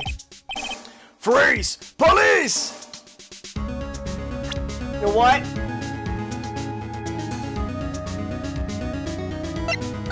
I done fucked up, but it's okay. I done fucked up, but it's okay. I have a skip button. And it'll take 2 seconds because I won't investigate everything. It's okay. It's okay. I'm sorry. It's my bad. I should have listened to Phil. I have a habit from later games where you want to present first, talk later. It's the opposite here. I fucked up, okay? Losing out a bunch of lore. Red, white, blue. Yes, we know. Red, white, and blue. Very, very subtle.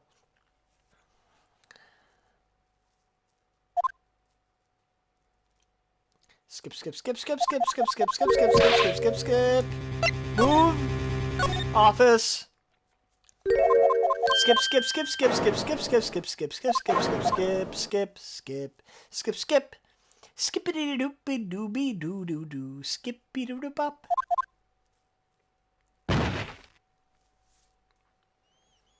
And skippity doo doo doo. Skippity doo doo doo da.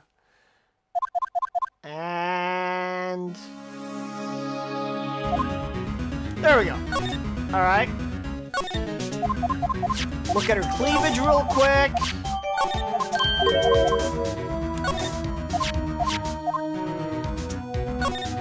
Look at the notes. Look at the thinker. Look at this. Look at the lamp. I don't need to look at the chair. But I need to look at the ledger. No, not that. Computer, sure. This. Alright. And the phone. Phone is important.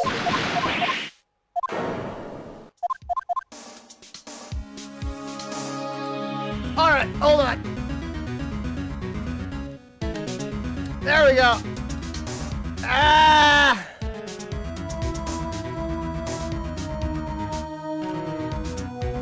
Just had to switch controllers real quick. Oh, wait. I need to examine it one more time. There we go. Oh, and desk. There we go. Alright, we're caught up! I'll save right here. I'll save right here. Yeah. Save. Yes.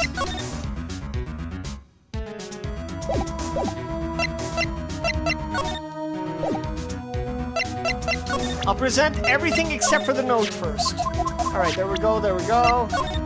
There we go, there we go. And there we go. Alright, talk. What happened? What happened? This guy stinks, yeah. She seems to be in shock. Don't want to disturb her, but I have to know. Excuse me, can you tell me what happened? I came in. The room was dark. And Sis. So she was already dead. So, you're the chief's sister.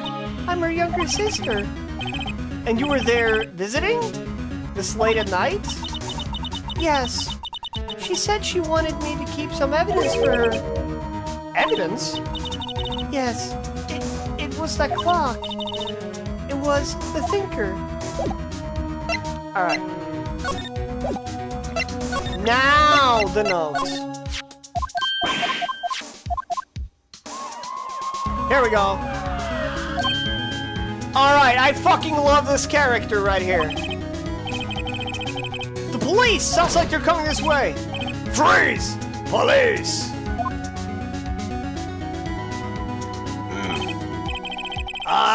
right. I'm Detective Dick Gumshoe. I'm Detective Dick Gumshoe, eh? Gumshoe? What an odd name. We received a report from the building across the way, see? Got a person saying they saw a murder. It must have been that woman I saw. Anyway, I don't want either of you moving 1 inch, okay? Great, just great. Maya, wait, she wouldn't have... Nah. Whoa! Excuse me. Excuse me. Eek! Does the word Maya here mean anything to you? That's my name. What? The victim drew this here note in her own blood, see? With a dying breath, she wrote down the killer's name. Killer? I'm not... Case closed. You're coming down to the precinct, ma'am. What?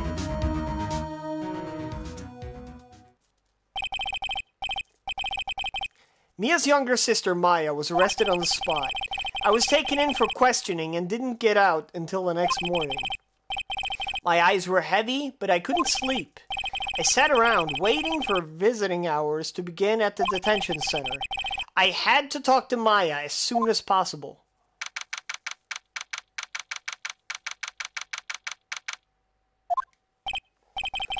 Let's see, what time is it? I still got plenty of time. Wow, they have poor Maya locked up like a criminal. Oh! It's you! The lawyer! Good morning. Good morning. She looks so tired. Are you going to be my attorney? Well, that's what I wanted to talk to you about. Alright, chat. Do I want to be her attorney?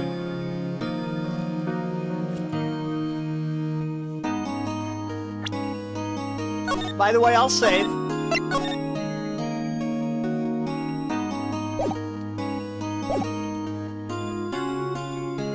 It's up to you, of course I will, and sorry, not a chance.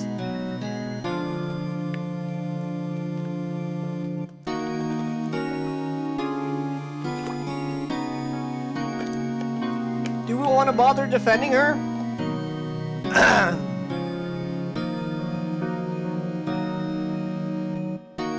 I don't know. Phil, you're torn? I don't know, man. Phil's like, I don't know, man. That looks like a pretty fucked up case. Her name's written in blood.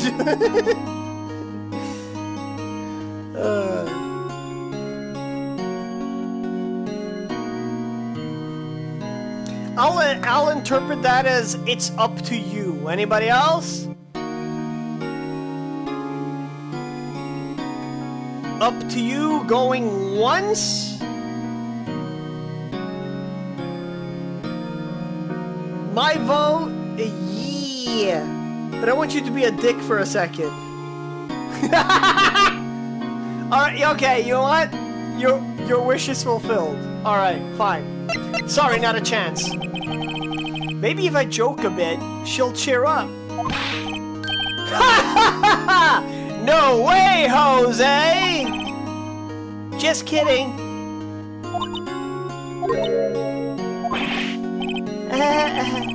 Whoops! It goes so well. Huh? Maya? Was that a chuckle? What? No? It wasn't very believable, was it? Not really. I'm sorry. I just thought since you'd made a joke. Please, don't mind me. You're doing just fine. Who's trying to cheer up who here? I knew it. No one will believe me. What? Even you, when you found me in the office, you looked at me like I had done it. Did I look at her like that?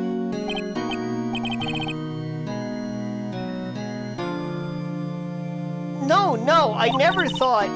It's okay. I understand. And I've also heard about you. Heard? Heard what about me? I was talking to my sister on the phone the other day. Today was my junior partner's first time in court. Wow, really? How'd that go? It was quite the scene.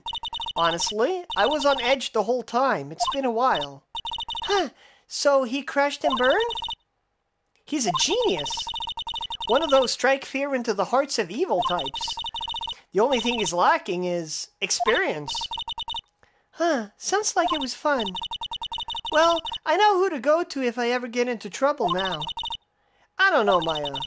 I think you might want to wait. Give him 3 more years. Damn! That is, unless you want to be found guilty. Damn! Oh, Mia, you didn't have to do me like that. That's what she said. I'm sorry. I didn't mean to insult you.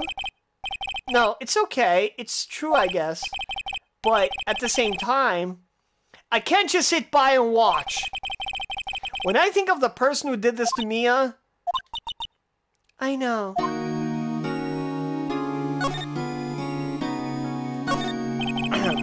Smile for the camera.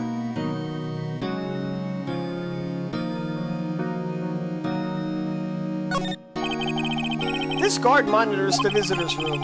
He hasn't moved an inch. A real pro, this guy.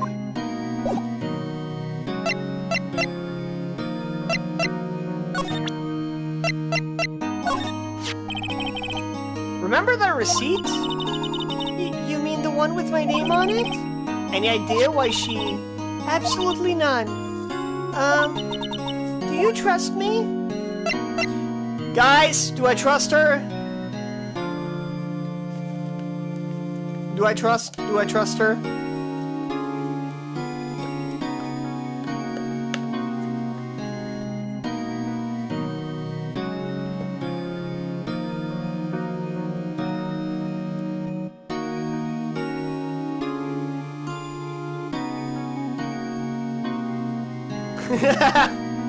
No!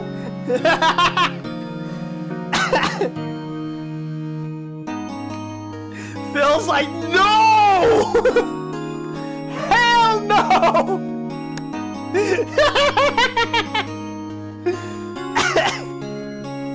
Why saith ye, Master D? Doth thou trust this maiden?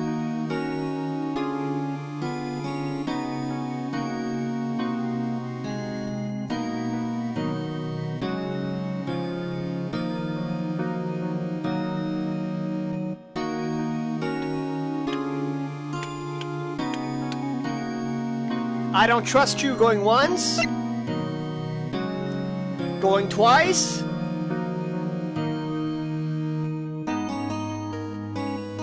sold for no shits given. I didn't think you'd believe me. You're just like the detective. I'm sorry.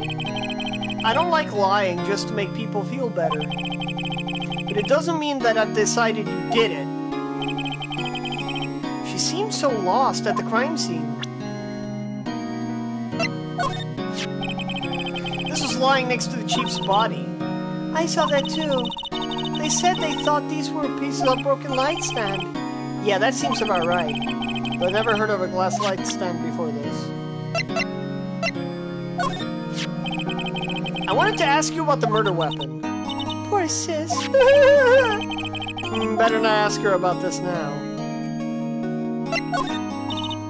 Sorry, I've never seen that before. Yeah.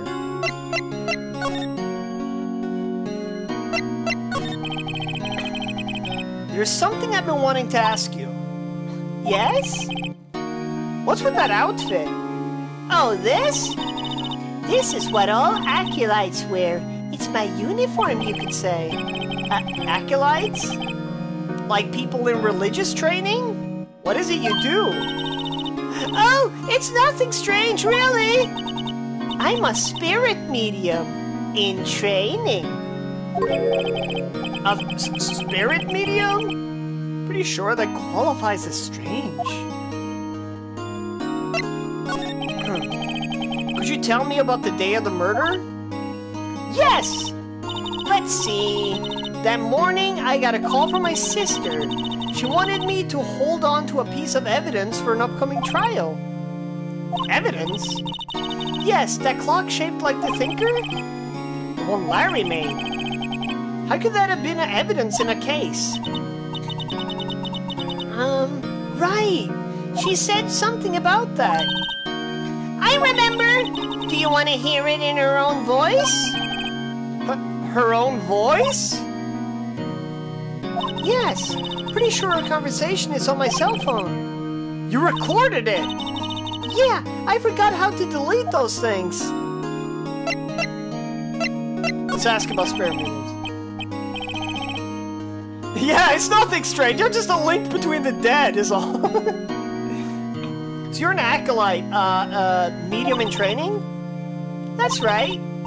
The Fae family, especially the women, have always been very sensitive to the spirit world. Wait a second. You said the Fae family? So Mia was into this stuff too?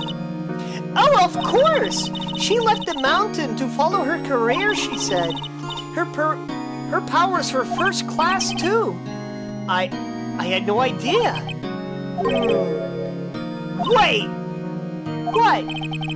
So you're a real honest-to-goodness spirit medium with ESP and all that? Yes, in training. Well, can't you contact me as spirit then? We just ask her who killed her. I'm sorry. I'm still in training. I can do something on that level. I thought that would be too easy. So you said you have a conversation with your sister on your cell phone? Let's hear it. Right! Oh! I just remembered that detective took my cell phone. Sorry. Oh, right. Of course. Next time I see Detective Gumshoe, I'll ask him for it. I'll write you a note so you don't forget, okay? Sure, thanks.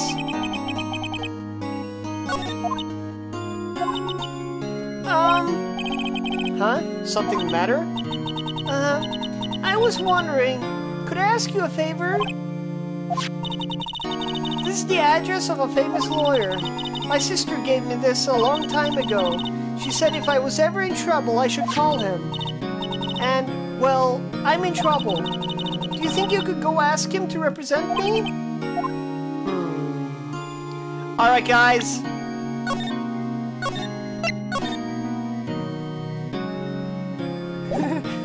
Oh, yes, that would hold up in court. So, Your Honor, she asked the spirit of her sister, and she said he did it. You joke! The master, you joke, but, let's just say this series really, really escalates. Like, it really, really escalates. Alright, 2 seconds, I just gotta take a piss. In the meantime, y'all decide.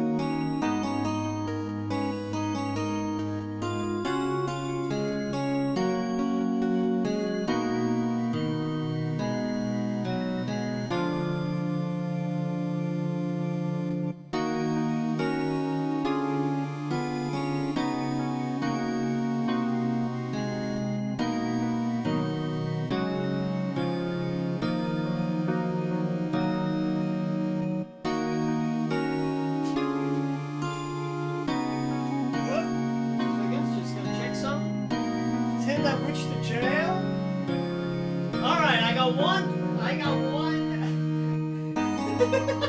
I got one vote for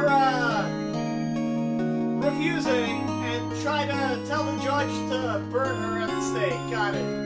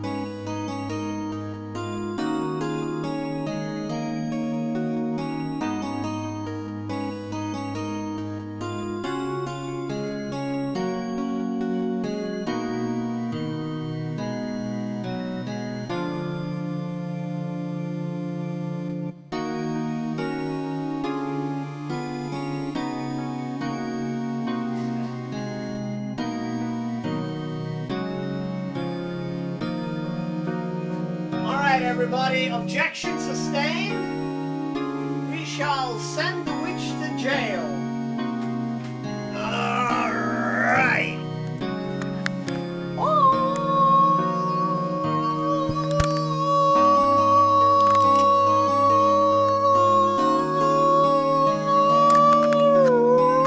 Alrighty then. Let's go. This is charging, right? Yeah, okay, good. Refuse! I'm sorry. I think this is the kind of thing you should really do yourself. You're right. Something wrong? Actually, I asked the police to contact him, and they tried calling a few times. Nobody could get a hold of him. They couldn't find him? I have no one left to ask. Say, what about your parents? Okay, don't worry. I'll go ask him for you. You will? Thank you so much. I'm just worried what will happen if I can't find him. They told me that if I don't find one, the state will pick an attorney to defend me. When will that happen? They're giving me until 4 this afternoon. And visiting hours are almost up. I'd better hurry. Right, I'll be back. Could you tell me about the day of the murder? Sorry, I know it must be hard. No, it's okay. All I've been doing the last few hours is talking about it. I've kind of gotten used to it. Let's see. There we go. That morning, I got a call from my sister. She wanted me to hold on to a piece of evidence for an upcoming trial. That's the thinker clock that Larry made. Why did... Yes, that clock must be a serial murderer by now. So then, when did you arrive at the office? When did you arrive at the office? It was right around 9. The lights were off and I could smell blood. Then I found her, my sister. Thanks, Maya. That's all I need to hear for now.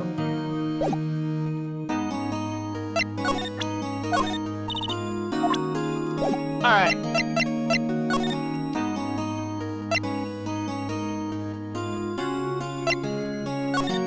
go here first. The office is filled with police officers. They're all busily searching for clues. Hey, you there! It's a crime scene, pal. No trespassing.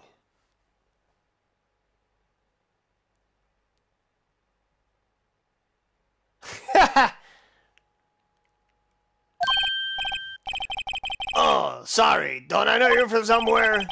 Wait, you're the Butts guy, aren't you? No, Phoenix Wright. How could anyone mistake me for Larry? I guess I got the wrong name, Mr. Wright. Sorry about that. The Butts guy, he was a killer. And you're no killer, right? He was proven innocent. Right. And you were Detective Gumshoe, Detective Suede Shoes, and Detective Gumtree.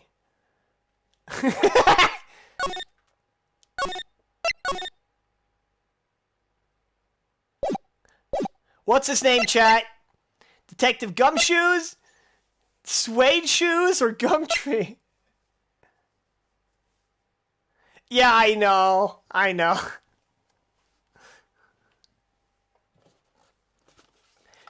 Suede Shoes? Detective Suede Shoes?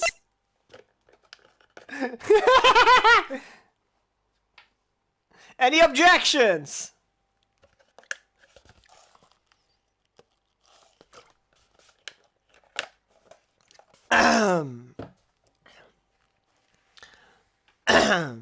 Swag. Suede Shoes, wasn't it? That's me. Don't stop on my blue suede shoes. Wait, that's a song, pal. My name's Dick Gumshoe. Not gonna lie, me and my wife call him Dick Cumshoe. Detective Cumshoe. But yes, Dick Gumshoe. Wait! That's Detective Gumshoe to you, pal! Anyway, get the name right. And don't go calling me Dick. Because he's an idiot, and I love him. He's so fucking stupid. Hey, Dick! Get over here! Yes, sir. Be right there. You're a lawyer, right, pal? If you got business here, you better do it quick. Whew! He thinks I'm Maya's lawyer. Alright, before I do that, I just remembered. I want to go here first. There's a thing. According to the receptionist, the big boss is out. She couldn't say when he'd be back. Must be hard to keep track of everything when you're a famous lawyer. Not to mention, run an office like this. I guess I'll just have to come back later. No, you don't. No, you don't. No, you don't. A solid mahogany desk. Mahogany. Anyway. The wood's been polished to a deep luster.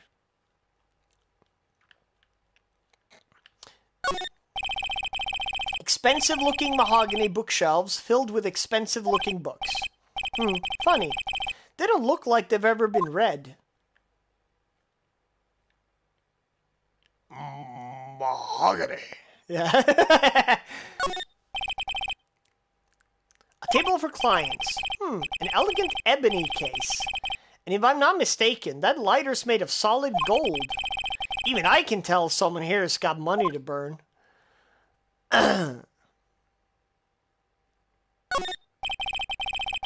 Alright, chat. I want you to try to remember what's in this painting. You will be quizzed. And I'm not joking. I will quiz you on this. That painting's been bugging me ever since I stepped in here. The oil paint is so thick, it's practically giving me a stuffed nose. I'm sure the price is nothing to sneeze at either, for that matter. It will be on the quiz, alright? Oh, by the way, let's look at the court record real quick. Conversation I had with my sister recording on my cell phone, yeah. A. Maya Fey, age 17. So if you're American, she's not legal yet. I'm sorry. The defendant, Mia's little sister and a spirit medium in training. Dick Gumshoe, age 30. Man looks 40. Detective at the local precinct, in charge of the initial investigation.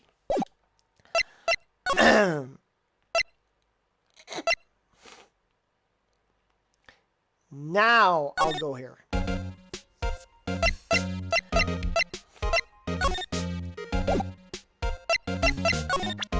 Okay, I'll present evidence last, but first... The sky is blue and so am I. There's that hotel right across the way. Mia's favorite potted plant. I remember it had this bizarre name no one could ever remember. Cordyline stricta, pal! Who was that? Cordyline stricta, pal! An old movie poster. Apparently, this was the first movie that made Mia cry when she saw it. I'll have to check it out one of these days. There's a horrendous amount of legal books here. Scarier still is that Mia probably read all of these. Mia's desk. Perfectly clean, as always. The only thing it's missing is Mia.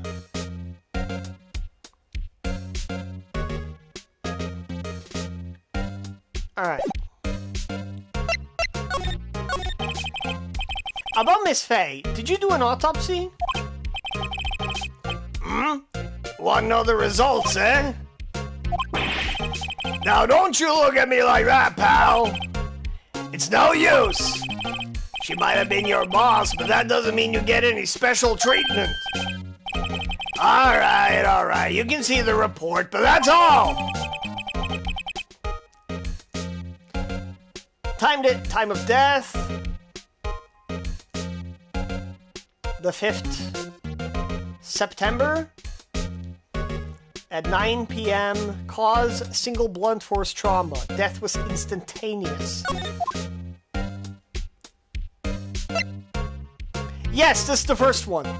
This is the original. About Maya. Yeah, I'm looking forward to the trial. Sorry, pal, but this is one trial you aren't going to win. Why do you say that? The city's put Prosecutor Edgeworth on the prosecution. Edgeworth? I'm sure you know what that means, you being a lawyer and all. Prosecutor Edgeworth? That's right, pal, but Mr. Miles Edgeworth himself. Wait, you do know him, don't you?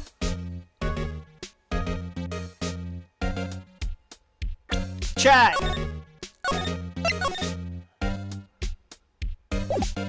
Do we know Miles Edgeworth?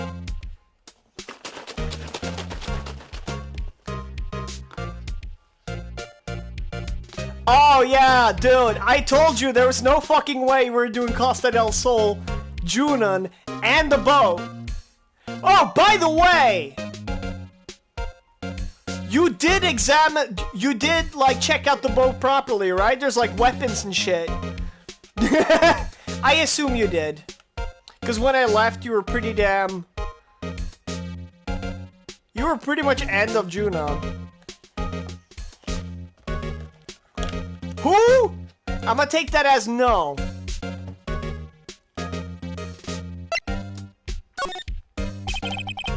Never heard of him. Whoa, and you call yourself a lawyer, pal? About 4 years ago, this Edgeworth guy became a prosecutor at the age of 20. Everyone says he's a genius. Surprised you don't know him. Of course I know him. I was just playing dumb. He's a cold, heartless machine who'll do anything to get a guilty verdict. Yeah, I know. There are rumors of back alley deals and forged evidence. All I know for sure is that Edgeworth hates crime with an almost abnormal passion. I never imagined I'd be facing him so soon. Alright. What's that? Sorry, pal, but I got no info for the likes of you. I was wondering, do you know anything about this? That statue? That's the murder weapon. Huh? He thinks the clock is a statue too. I'm starting to wish I'd never seen this thing.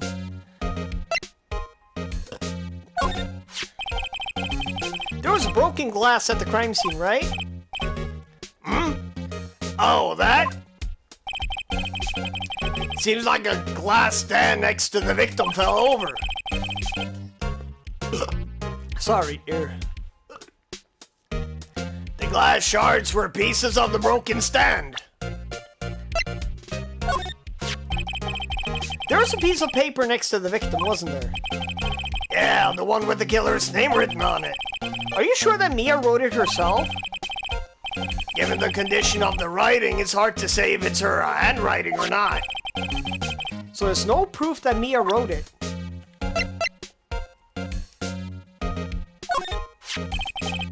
Thanks for this. Don't mention it, pal. When it comes to dealing with lawyers, fight fair and square is our motto. I don't know how I feel seeing everything written up like this. It makes Mia's death seem so routine.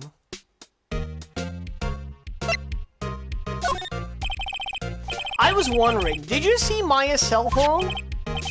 Oh, that? I have that. Do you think you could give it back? Sure, I mean, wait a second, pal! Tricky lawyer! Uh-oh, he's on to me.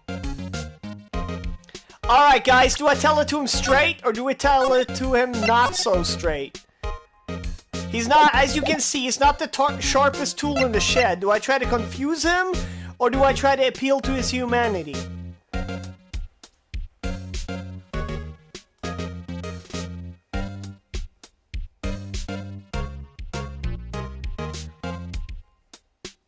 Do I appeal to his humanity, or do I appeal to his stupidity?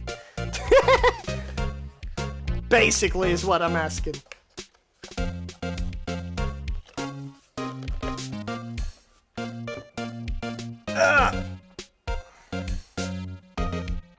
Everything's looking good? Alright.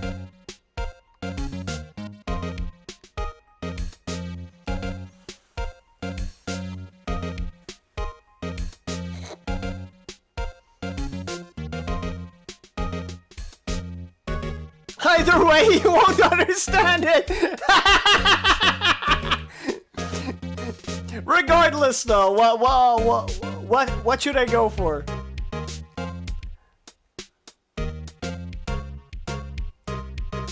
Just straight up tell him, like, I need the phone because there's a message on it, or do I try to, like, confuse the fuck out of him by speaking indirectly?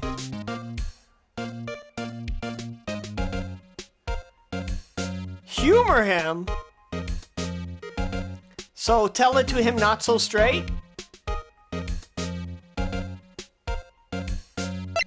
I assume that's what you mean?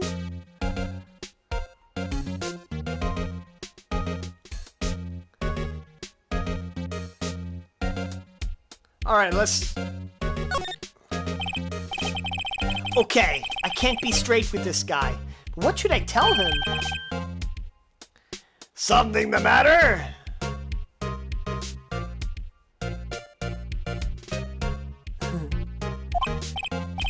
Oh, no, that carrying strap on the cell phone. This?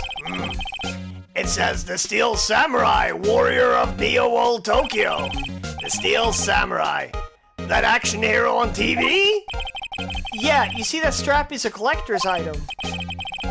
She was worried it might get lost if it went down to the precinct. That what she said? Yes. Okay, pal. I wrote down all the numbers she called anyway. There you go. Seems he didn't notice the recorded conversation. Hey guys, he fell for it.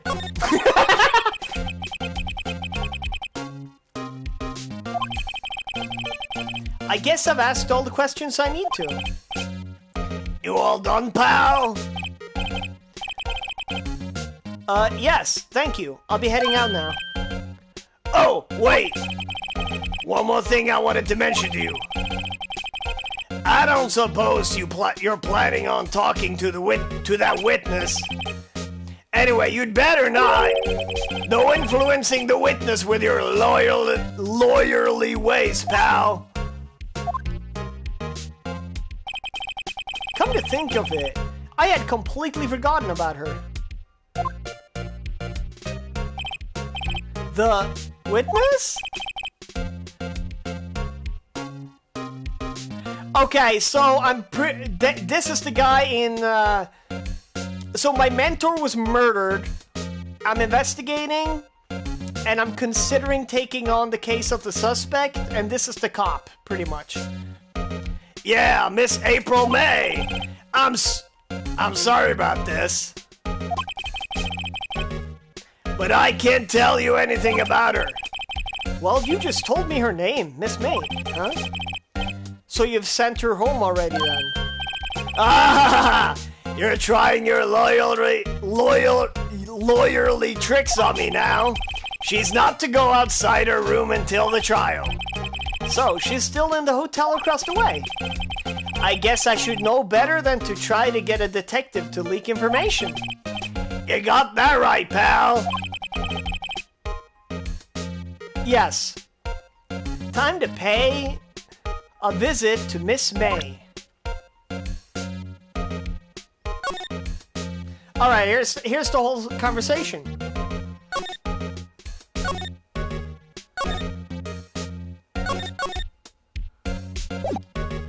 Which we heard in the beginning of the case, but now I have it in evidence.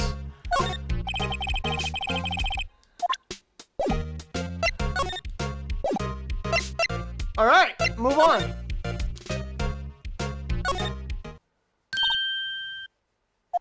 Hey! What is it? Did you meet the lawyer? Sorry. I haven't seen him yet. I see. Better go see if I can find this elite lawyer she's talking about. What about your family? I only had my sister. My father died when I was very young. I don't know where my mother is. Don't know? So she could still be alive. Oh, fuck! Yeah. The women in my family have been mediums for generations. They say a lot of spiritual power runs in our blood. About 15 years ago, our family was involved in an incident. There was a man, and he ruined our mother's life. Ruined? After that, she disappeared. Several years after that, my sister announced she would become a lawyer, and she left the mountain. So, you live by yourself? Yes, I've gotten used to it. Oh, and also, I had to become independent or I would lose my powers. I feel bad for her, all by herself, up on that mountain. So who was this man who ruined your mother? About 15 years ago, there was an unusual murder case. It made quite a stir. Everyone was talking about it, apparently. The police were running out of leads, and they were getting desperate. Wait, they didn't use a spirit medium, did they? A young Kiata? The police convinced my mother to try to contact the victim. Wow, so what happened? The case was solved. We thought. You thought? The man my mother helped, the police capture was innocent. the police The police's consultation with a medium had all been carried out in secret, of course, but a man found out about it and leaked it to the press. He told all the papers that my mother was a fraud, and the media jumped on it big time. My mother, became the laughingstock of the nation. I see. White. Excuse me? White?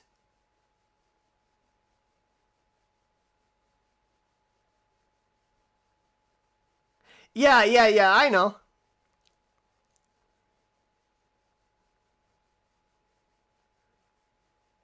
Yes. That was his name. My sister told me. White?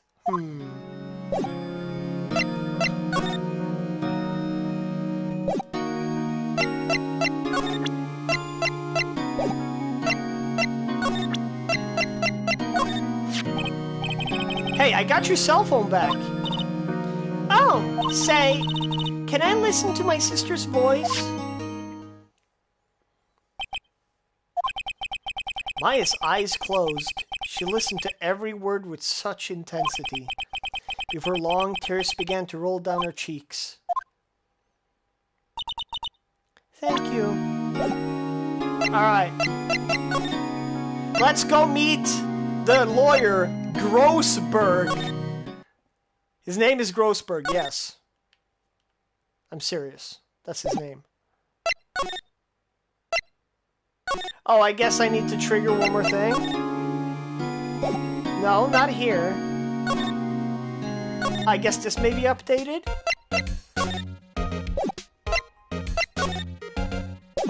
Oh, fuck me!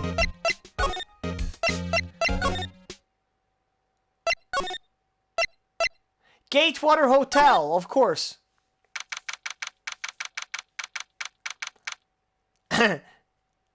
Can they hide the fact that they are making fun of these type of people in real life?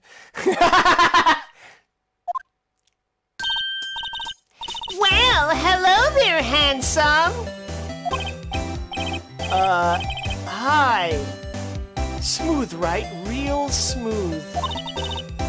You're that lawyer, aren't you? The detective told me. He said, don't say nothing to that lawyer, pal. Tee-hee. Yeah, she's a tee-hee girl. Memento to self. Thank Detective Gumshoe for making my job harder. Gee, this is all like something out of a movie. It's all so exciting. I can hardly contain myself. Ooh, let me go freshen up so I can look the part of the beautiful eyewitness. I pity the lawyer that has to cross-examine this one.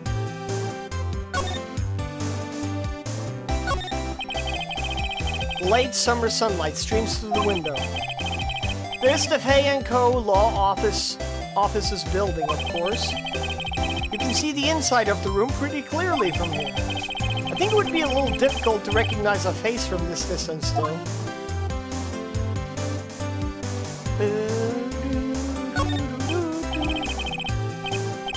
Ah, a still scene painting. Wait, should that be still life? Whatever, one of those is hanging on the wall. The flowers are fake, as expected. I know sunflowers and tulips, but that's about the extent of my floral knowledge.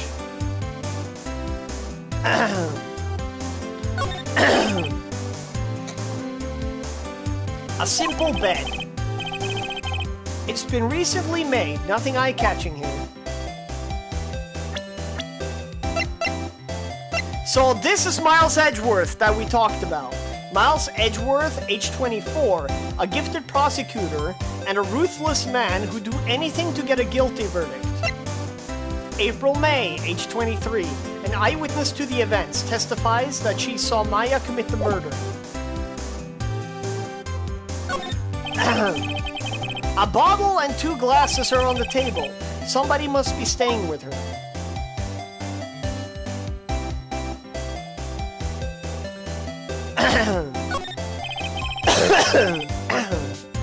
There's a screwdriver stuck in this drawer.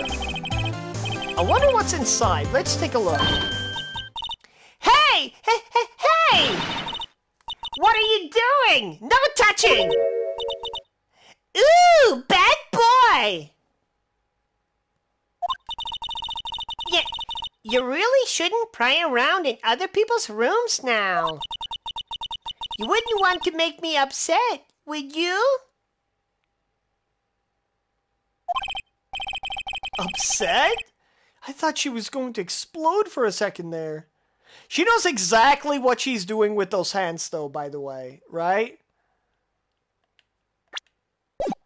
Like, she... It's on purpose. Like, the way she's, like, squeezing in. I wonder what could be on the inside of that drawer.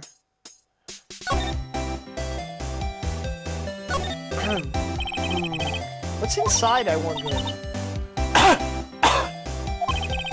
Maybe later.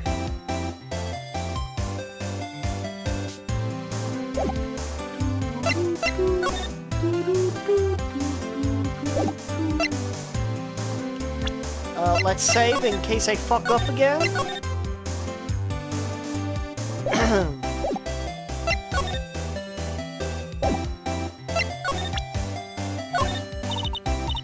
Excuse me, but I'm a witness? Police witness? You understand? How could I possibly give you any information in good conscience, Me, the witness. It's just like in the movies. Excuse me, but I'm a... Yeah, okay.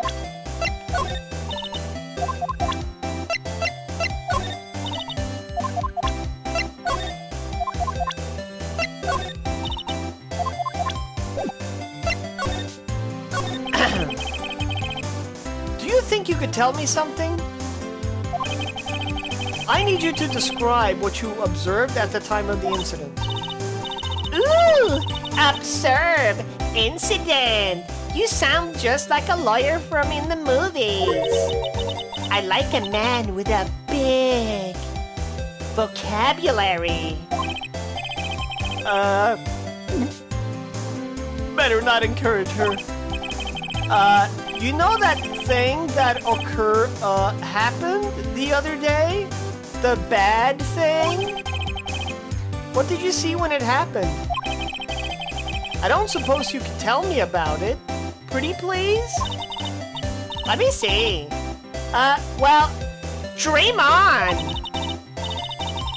If you want to know, you'll just have to come to court tomorrow, Mr. Lawyer. Oh boy. The master, do you feel like you called it?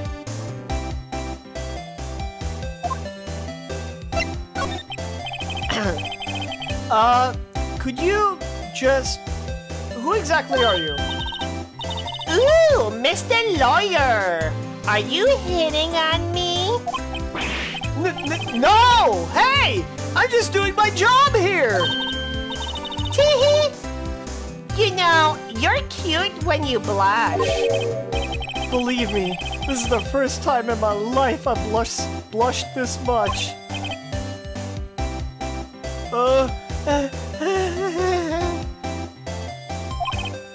Right. Can you just tell me what it is you do? Well, no. And you had your little hopes up, didn't you? Oh boy.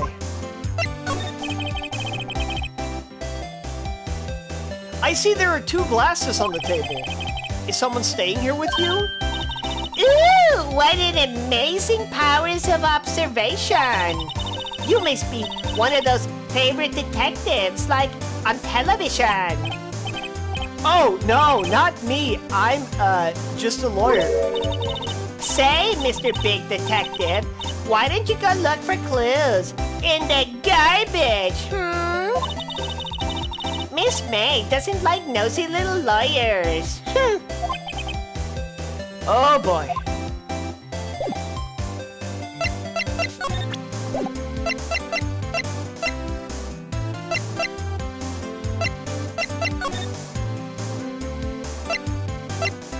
Now!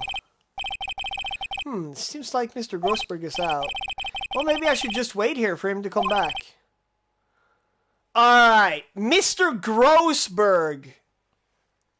The famous lawyer, Mr. Grossberg. Alright.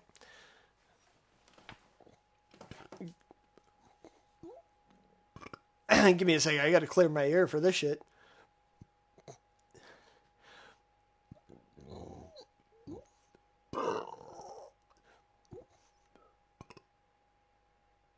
God damn it.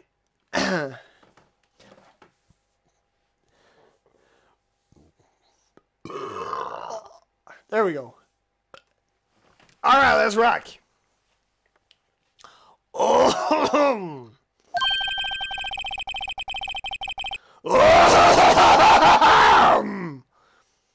If that wasn't the most over-the-top clearing off the throat I've ever heard.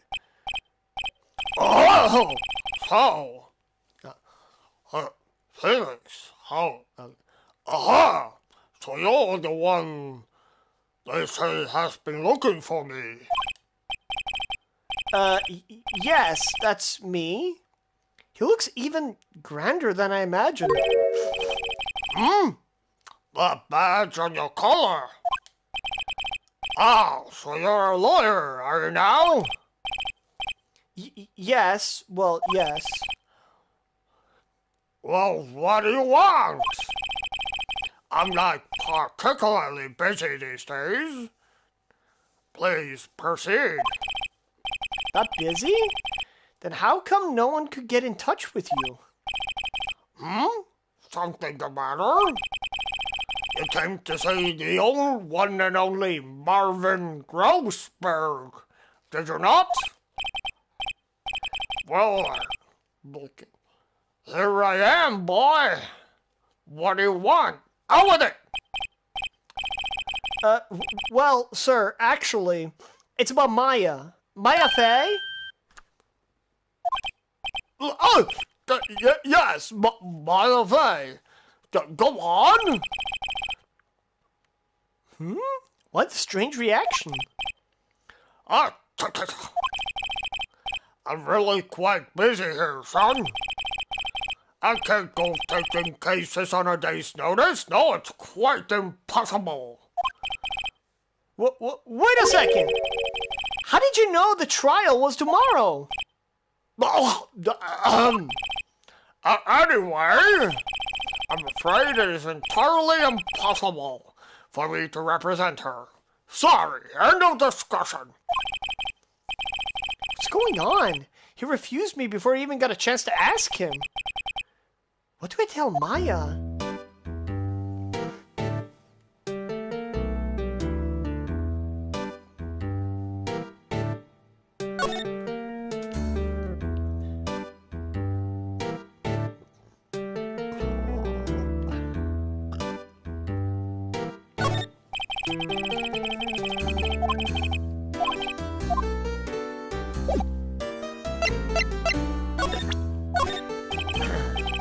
Very sorry, I got nothing to say about the regarding of this matter.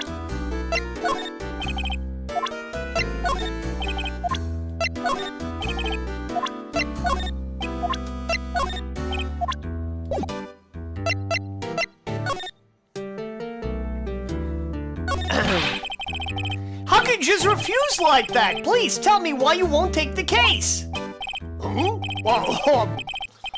Well, you see, it's just, I'm busy, you see. But the client is Mia Fey's sister.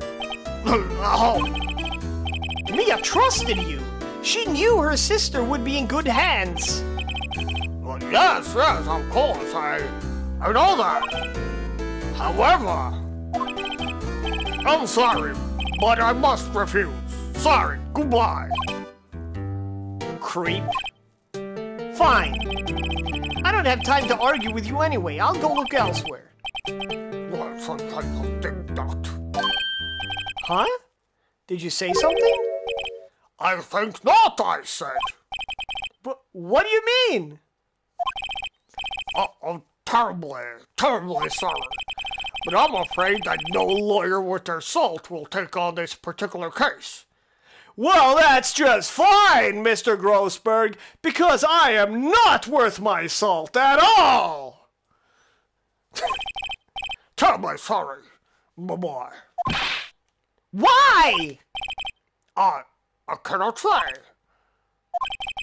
I beg your pardon. But could you leave now? I've got nothing more to discuss with you. What's going on here? That's quite a painting.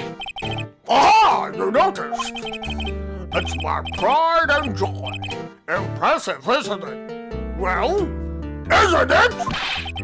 The color of the sky, the hue of the sea, the wave of the straw hat. It's worth at least 3 million. I have no intention of parting with it, of course. No, I won't sell it, not even to you. I wasn't interested. It's not for sale. I'm not buying! Jeez. How did you know Mia Fey? She worked here a long time ago.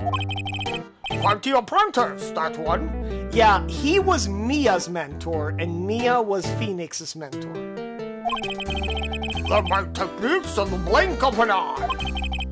She left one day quite suddenly. She had a mission, you see. A mission? You could see it in her eyes. She followed it with a burning passion. Never looked back, that woman.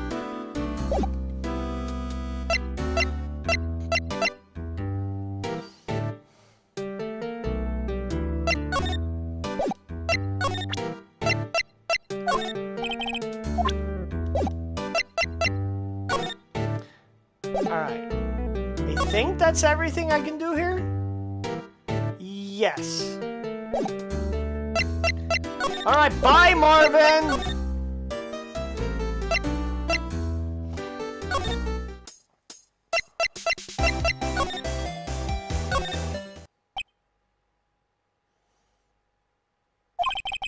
Looks like Detective Gumshoe has gone home. The police are still keeping themselves busy in the chief's office. No one has time to talk to me. Guess I'll head out. Mia's favorite potted plant. I guess I'll have to water it now. That plant, by the way, is a recurring character. Yes, you heard that right. Character.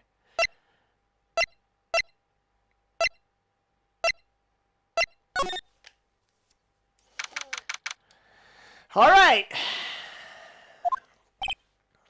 Hiya. Oh, you're back. Did you find the lawyer? Well, what do I tell her? Well, see, just be honest. I really don't think you should use that guy. I see what you did there. He didn't seem healthy. He was all skin and bones. What really happened? You don't mean he refused to help? Oh! I see. I've been abandoned then. Just a little longer now before the state-appointed lawyer comes, I guess. 4 p.m. Time's up. What should I do? Do I just leave her and go home? Alright, Demasta. It's your time to shine if you really want this to go to shit. I just saved. Go home or defend Maya? What do you say? Do you rise to the call of being an asshole or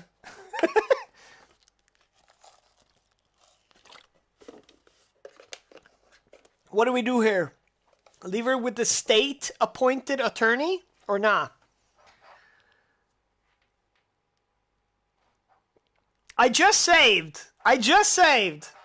It's okay. Oh, save her? Okay. Defend Maya. Got it.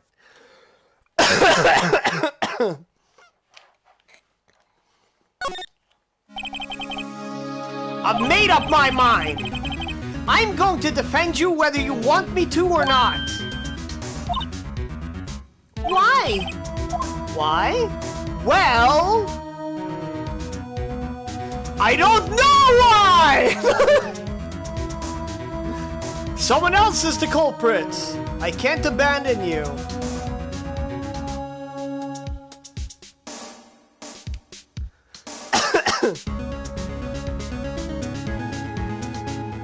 Yes?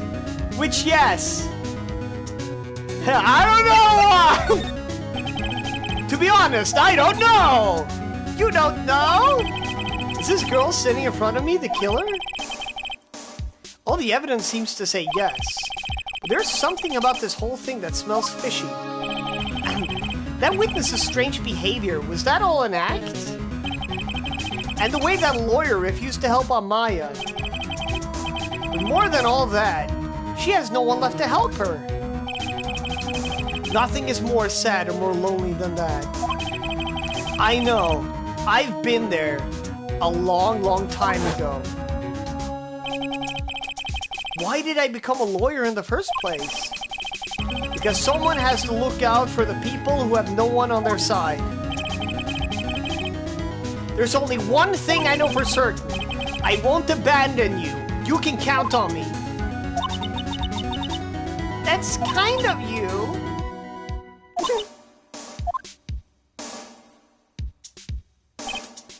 Well, let's fight this one and get you out of here.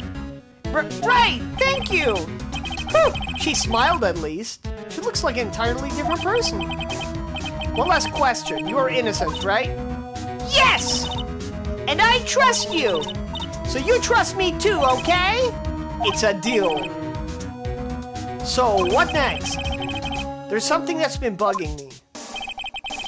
Just what was inside that strange woman's drawer? It was when I tried to look in the drawer that she got all defensive. There has to be something in there.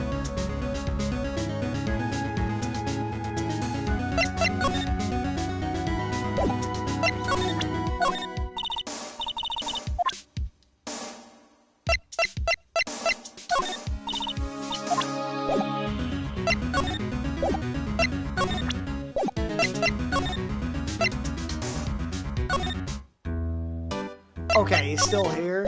Alright.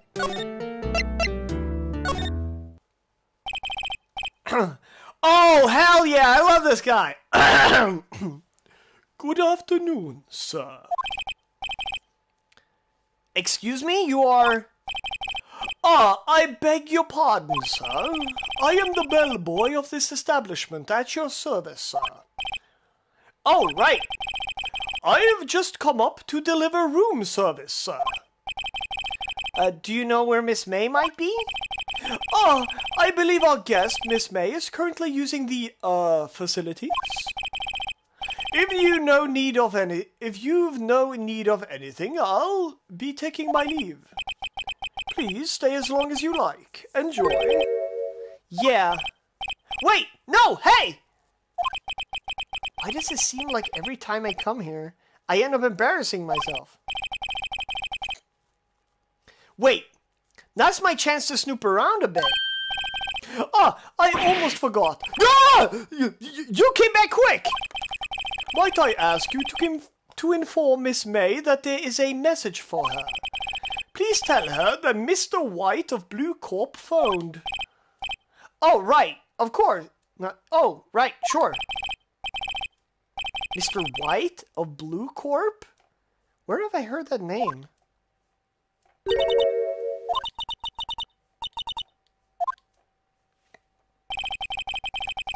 White was the name of the guy who ruined me and Maya's mother. Could it be a coincidence?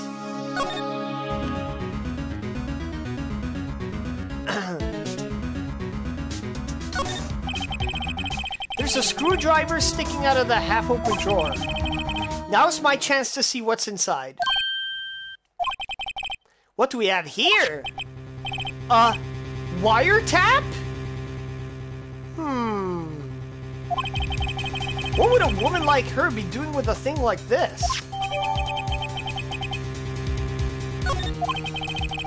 There is definitely something suspicious about this Miss May.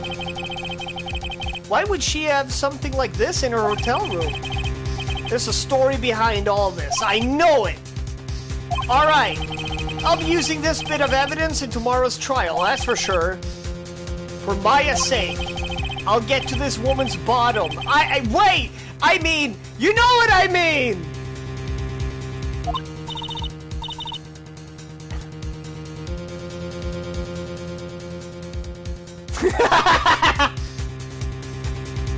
Oh, bellboy! Still there?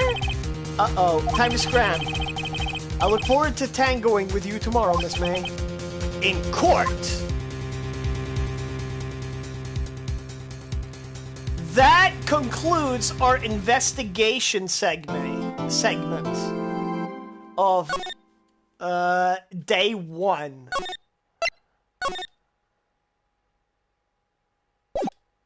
Shit's about to get fucking crazy, y'all.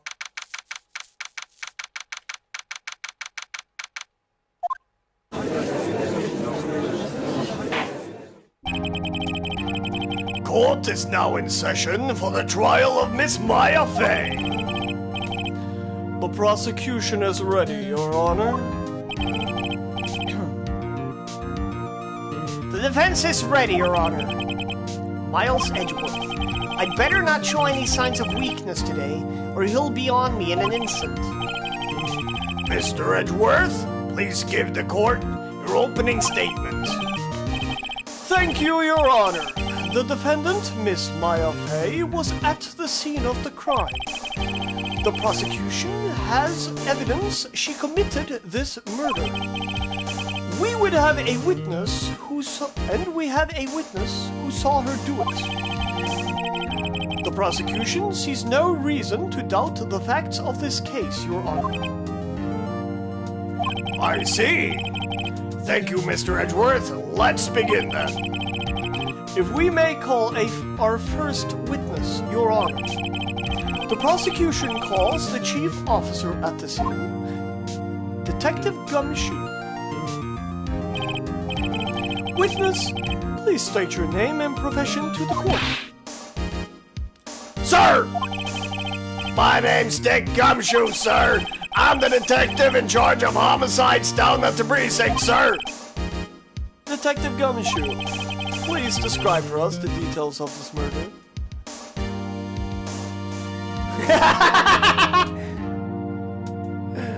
I love this motherfucker. He's an asshole. Very well, sir. Let me use this floor map of the office to explain. The body was found by this window here. And the cause of death? Loss of blood due to being struck by a blunt object, sir. The murder weapon was a statue of the thinker found next to the body, sir. It was heavy enough to be a deadly weapon, even in a girl's hand, sir.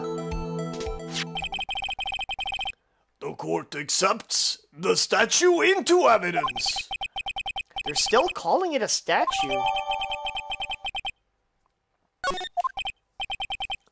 Now, detective. Yes, sir!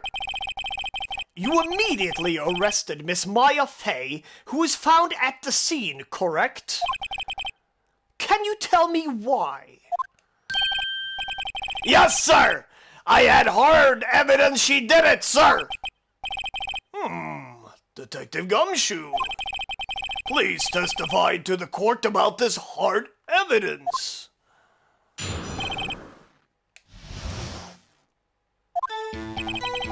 As soon as the phone call came in, I rushed to the scene. There were 2 people there already. The defendant, Miss Maya Fey, and the lawyer, Mr. Phoenix Wright. I immediately arrested Miss Maya Fey. Why? We had a witness account describing her. The witness saw Miss Maya Fey at the very moment of the murder.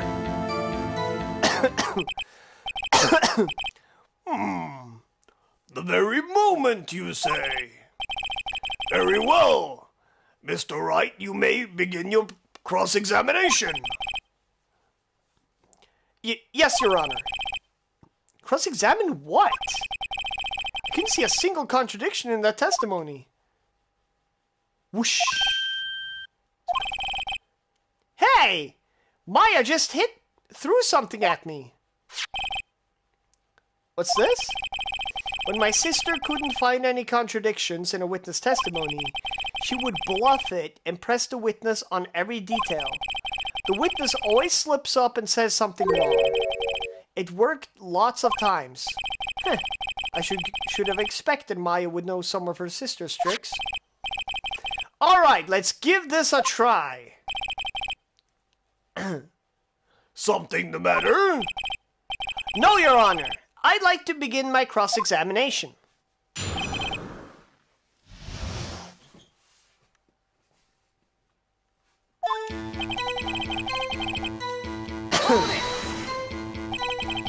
Who did you say you got a call from? Hey, pal, don't play dumb. You know who. The call was from a customer at the Gatewater Hotel right across from the crime scene. Okay, I pressed. Not sure it did much, though. Right, please continue.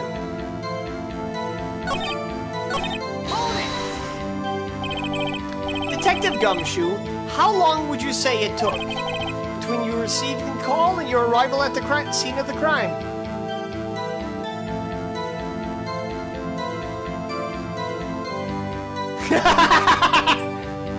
Some whoops.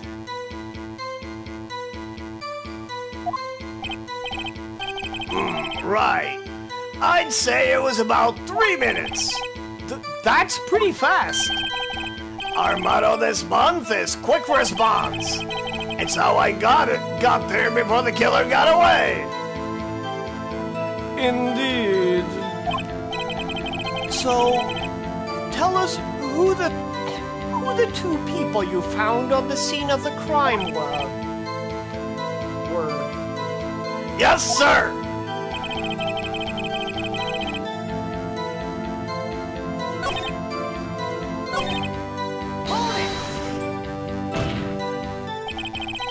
Are you absolutely sure it was us?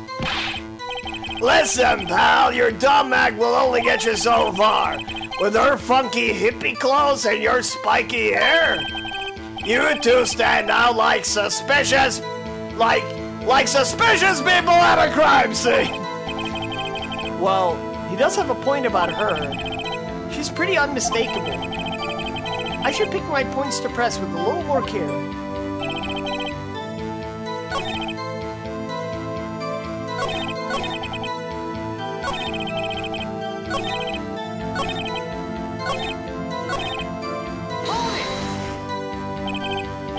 Why's that? What's your reason?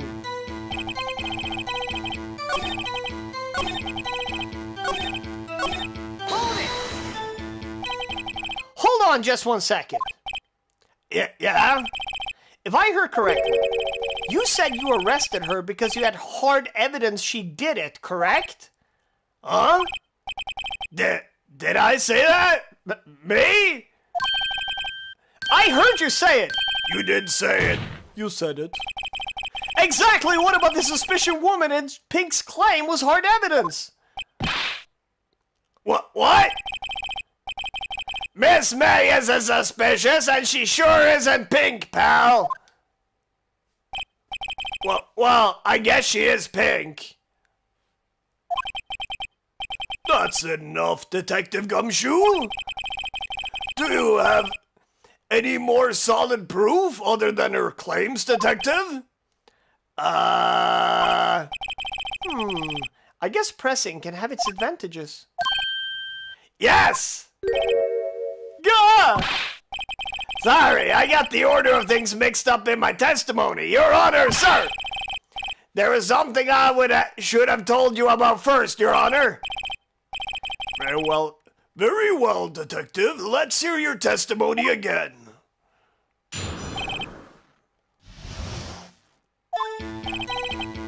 After securing the suspect, I examined the scene of the crime with my own eyes.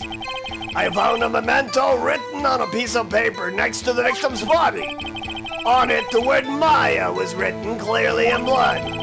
Lab test results show that blood was the victim's. Also, there was blood found on the victim's finger. Before she died, the victim wrote the killer's name.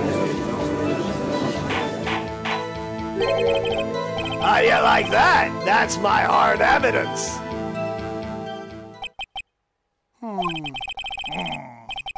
Before we begin cross-examination, I have a question for you, Detective. Your Honor? Why didn't you testify about this vital piece of evidence the first time? I know. I'm real embarrassed I forgot about it. Your Honor, sir. Try to be more careful. Very well. The defense may begin its cross-examination.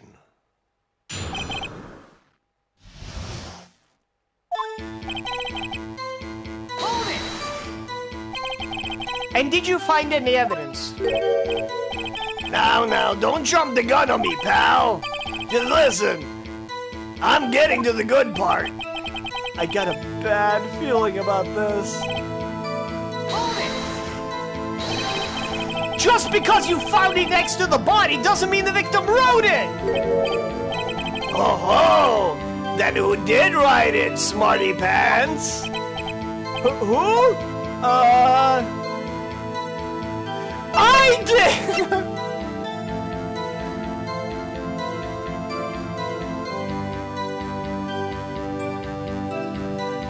Any guesses as who could have written the note except for Mia, the victim?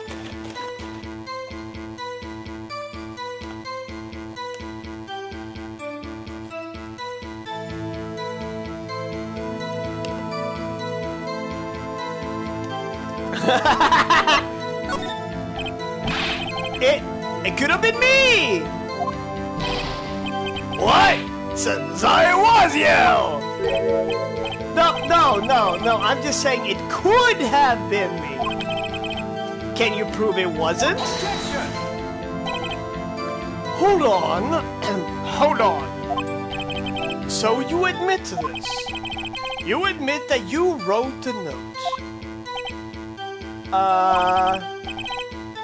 Listen to me, Mr. Wright. This is a court of law. And I expect you to refrain from making thoughtless statements.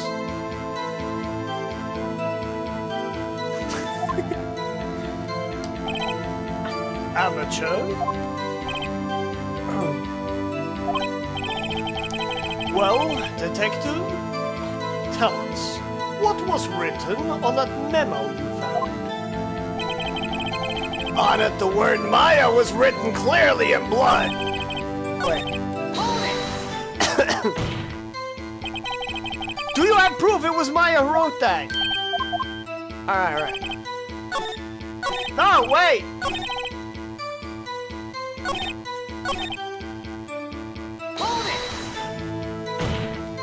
Let me get back to the choice! Of course I do, pal! Lab test results show that the blood was the victim's. What kind of tests were these again? Huh? What kind? Well, I heard they take the, little bits of blood, in the, hemogla, flash, frying pan, global match, hermo, goblins, hobgob, goblin bobbin? I refuse to testify on this matter, pal. I'm no expert on blood tests. Yes, that was quite clear. You may continue with your testimony. Thanks, pal. I mean, Your Honor, sir. Detective Gumshoe. Yeah? I look forward to your next evaluation, as should you. Oh. That was a mess. Edgeworth just said he was gonna cut his salary. Right, where was I? Also, Yeah, there's blood found on the victim's finger. On which hand was the bloody finger, detective? the right hand.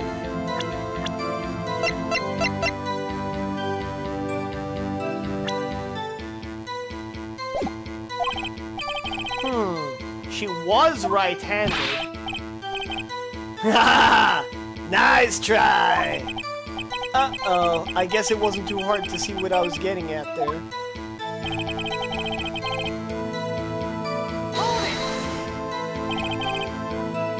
Detective Gumshoe, do you get a lot of cases where the victims actually write their killer's name? Sure, it happens all the time in the books and the movies. This isn't a movie, detective. Oh? Let's talk about reality, shall we? I guess I haven't heard of many cases, no? Don't you find it a little odd that the victim would write down a name? Especially the name of her own sister.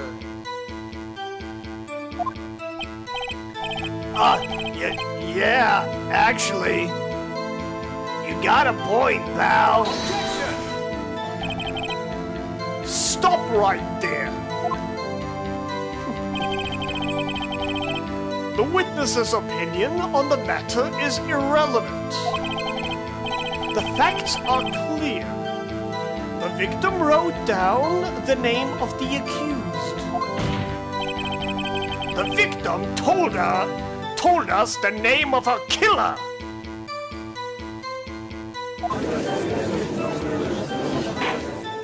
Told us the name of her killer. Order! Order! That didn't go so well. That's right! What he said! That's his whole testimony. Okay, there has to be a contradiction in there somewhere. Let's find it.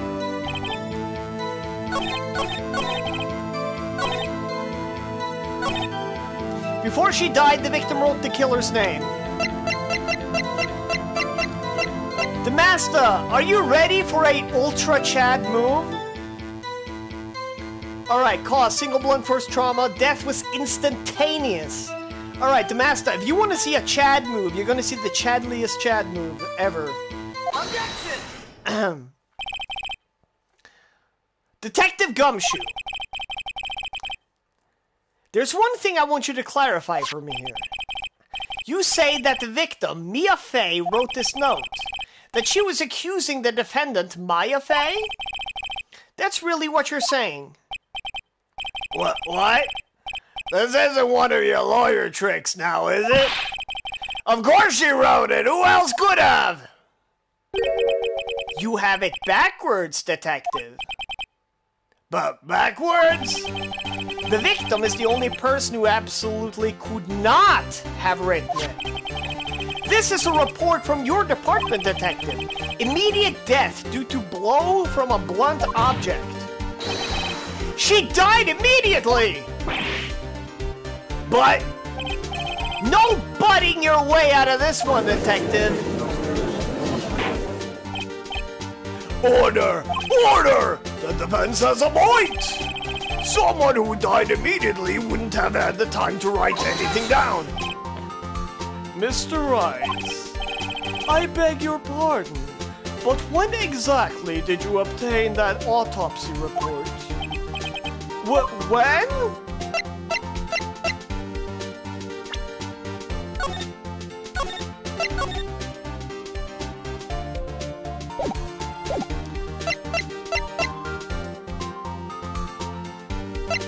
Day after the murder. It was the day after the murder. The prosecution's point being?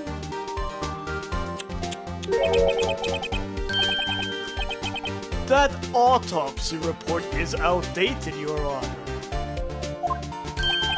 What? A second autopsy was performed yesterday at my request.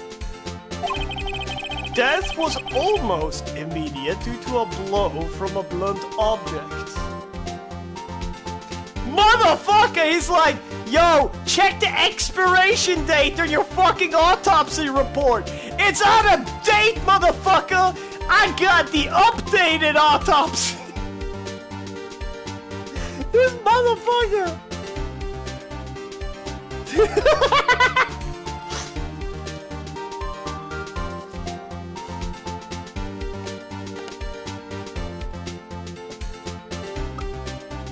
If that's not a Chad move, I don't know. Your autopsy out of date. I have the real autopsy report right here. I know. But there is a possibility the victim lived for several minutes after the blow.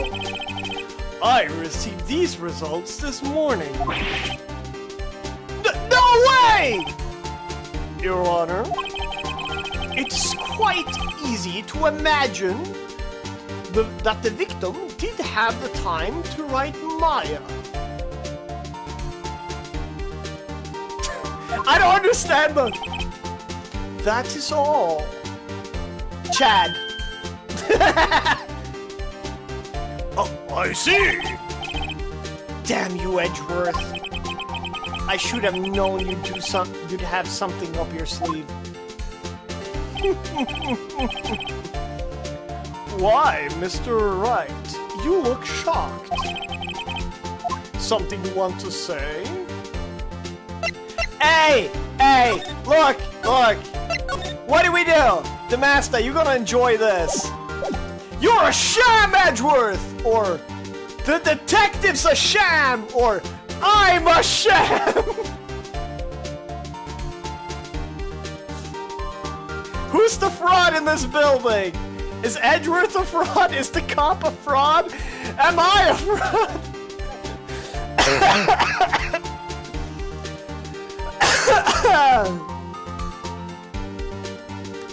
Yeah, as you might have guessed, Edgeworth is basically your Vegeta. It's the rival character.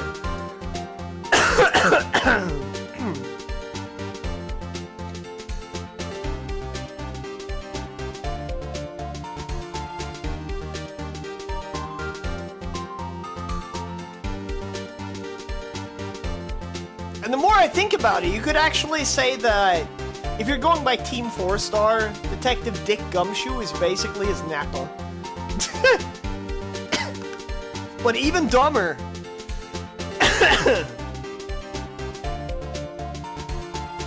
Detective is a sham.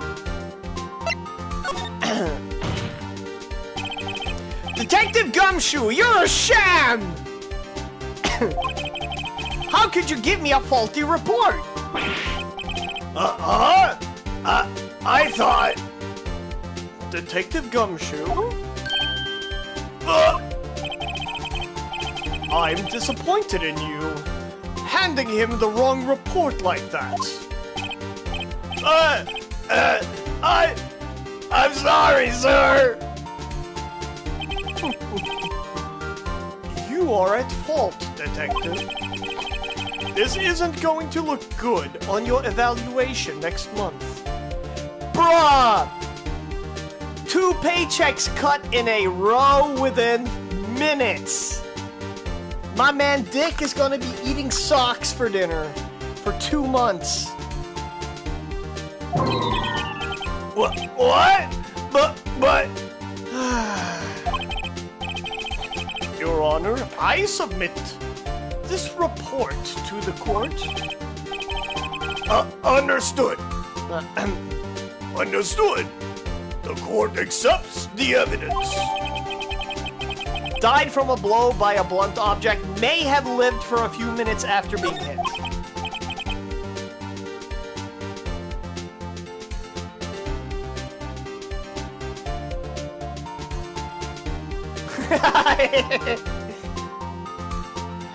Well, Your Honor, The evidence strongly suggests the victim was identifying the killer. I suppose that's the obvious conclusion, yes? Darn! This isn't good. The prosecution would like to call its next witness. This poor, innocent girl saw the murder with her own eyes. Why, though? Why are you doing that to Master? This series isn't kid-friendly. Let the witness, Miss April May, take the stand. Exactly what part of her is innocent?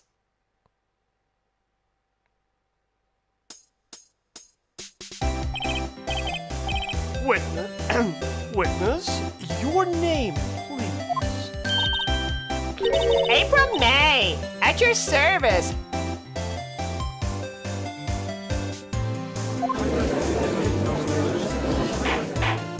You see what she was doing there, right? Order! An introduction should not require any reaction from the crowd. The witness will refrain from wanton winking. Yes, Your Honor. This is not good. She's already captured the heart of every man in this courtroom. Tell us, where were you on the... Hold on, tummy.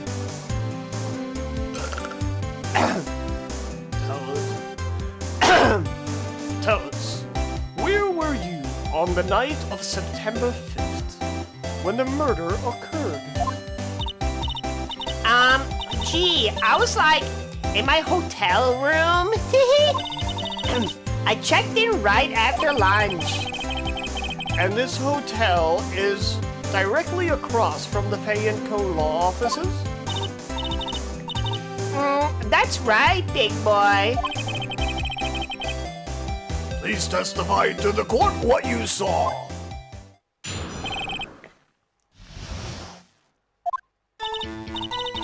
It was like 9 at night. I looked out the window, you know? And then, I saw a woman with long hair being attacked. The one attacking her was the mousy girl sitting in the defendant's chair. Then, the woman, dodged to one side and ran away. But that girl, she caught up to her and she hit her.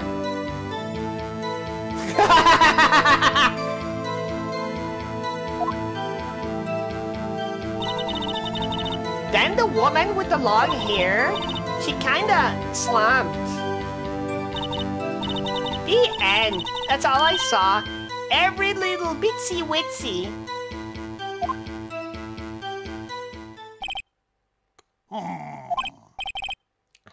Well, Your Honor. I see. It is a remarkably solid testimony. I don't see a need to trouble the witness any... Wait, Your Honor! Yes, Mr. Wright? What about my cross-examination? I thought the witness' testimony just now was quite... firm, don't you?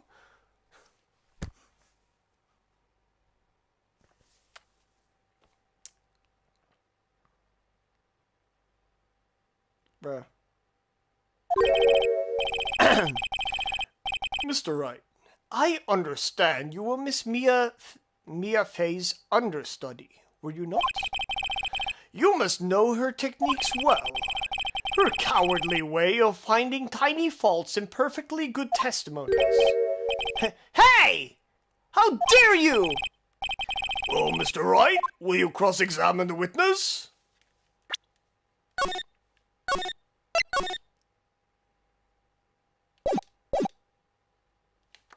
Alright. Old man sees tits, old man happy. Mood mode activate.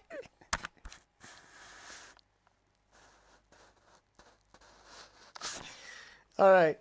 I'm just gonna take a very short vape break. Well, actually, I'm gonna take a vape break when the cross-examination begins. Because then y'all can vibe. Yes! I'll gladly proceed with the cross-examination. If only I have a feeling Edgeworth doesn't want... If only because I have a feeling Edgeworth doesn't want me to. She has to have some weakness. Very well, you may begin your cross-examination.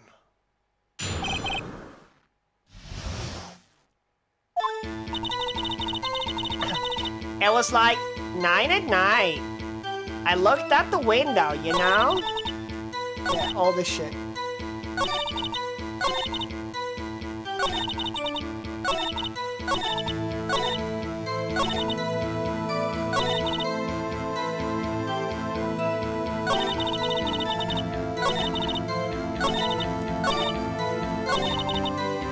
Let's keep it like this while I go to the bathroom real quick, and I'll take a tiny vape break.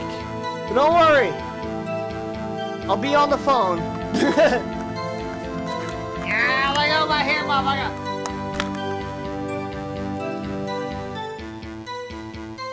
I'll be right back!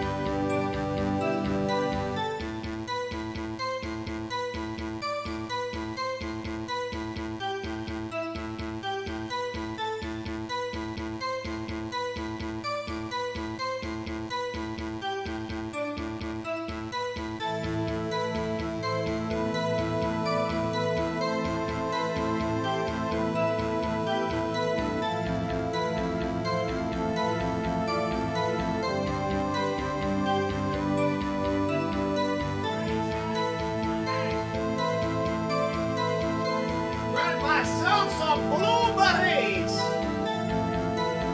Got myself a little snack.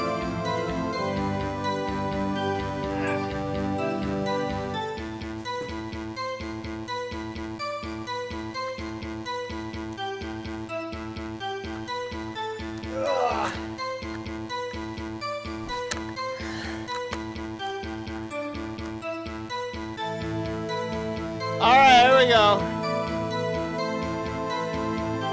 Everything is cool, everything is great, everything is firm. Alright, let's fucking go.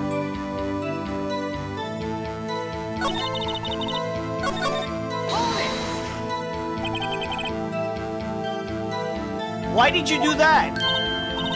Huh? Why? Like, why?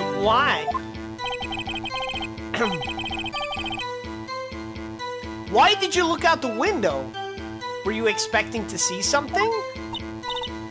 Oh, well, gee. What? That's it? She can't get out of this question that easily. I sort of, you know. I had a feeling. Well, I have a feeling she's trying to avoid the question. Maybe I should press a little harder on this one. Let's see how far I can run with this. Surely you must have had a reason to look out your window at that time of night. Little eye twitch. Mr. Wright, I will not have you badgering the witness. But badgering? You insist on needling her with these trivial questions. I really don't think it should be allowed. Yeah, stop him! That poor girl! Order! Mr. Wright, you have been warned. Poor girl? What about poor me? You looked out the window. What did you see next? The woman with the long hair. That was Mia Fey? Uh-huh. Slender, sort of. Well, some people might say pretty, if that's your thing. Your thing? And the person attacking her? The one attacking was that mousy girl sitting in the defendant's chair. How do you know she was the defendant? Huh? Well, you know. She had a girlish physique. Women know these things. Look, I just know, okay? There's only one person at the scene of the crime with a short, girlish figure. The testimony is bulletproof, Your Honor. He's right. I question the testimony. Hold on a minute! That testimony stinks! What? Miss May, I'm willing to bet that. You're lying! Are you telling the truth? Did you really see the defendant?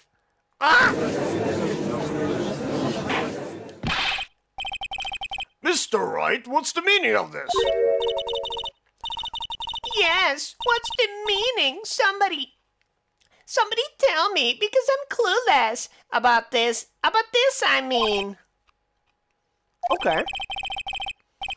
If you really had witnessed my client, Maya Fey, you would have noticed her clothes before noticing her physique.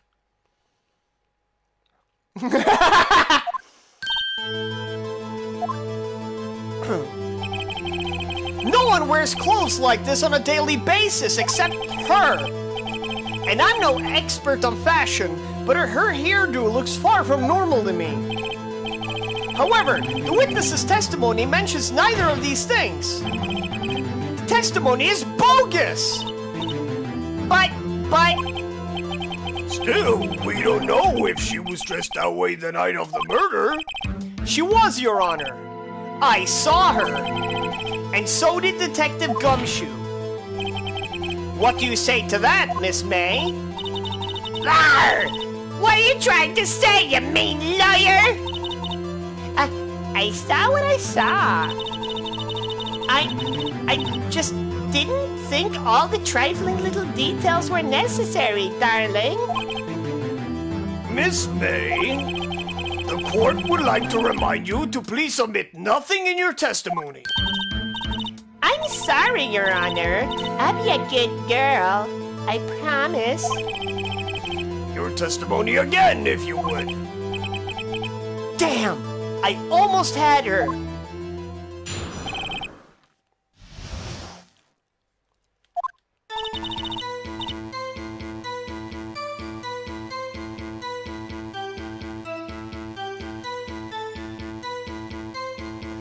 I did see everything. I did. The victim, the woman, dodged the first attack and ran off to the right. Then the girl in the hippie clothes ran after her. And she hit her with that weapon. I saw it. I did.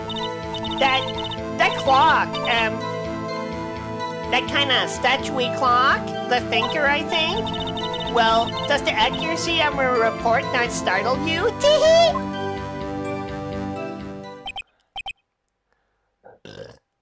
I see.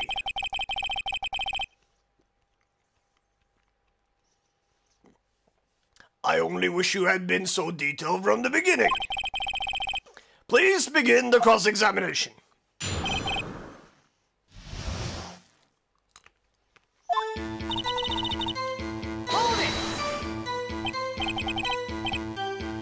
So you saw me then, too? Of course. I remember that spiky hair from anywhere. Spiky? The witness will refrain from personal attacks on the defense attorney. Aw, was I a bad girl? I'm sorry. Very well, continue. The victim, the woman, dodged the first attack and ran off to the right. Is that right as in your right, as you look from the hotel? Which hand do I hold my knife in again? Right, it was my right hand, right? Satisfied, Mr. Wright? Please continue. Then the girl in the hippie clothes ran after her. And she hit her with that weapon. I saw it. I did.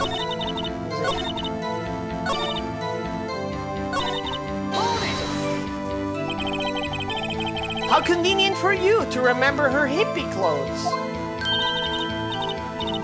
That's what she was wearing. Oh, and her hair was all done up like a bun. What happened then?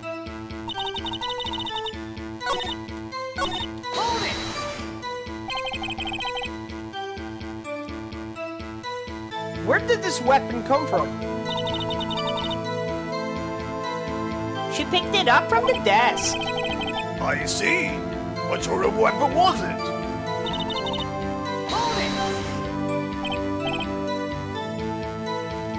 Clock? Didn't this come up in another testimony recently? Well, don't look so sour, Mr. Lawyer. You can't win them all.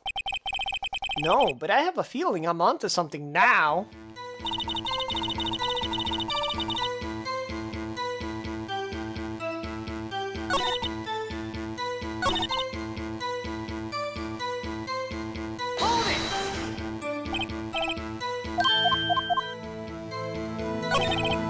Previous testimony must have been what Edgeworth wanted her to say. So this was the testimony in her own words? Time to press and squeeze the truth out of her. Figuratively, of course. Time to press and squeeze the truth out of her? Bruh. But yeah, how the fuck does she know it's a clock? Right? How would she know? Objection! Miss May? What you said just now was quite revealing. Revealing?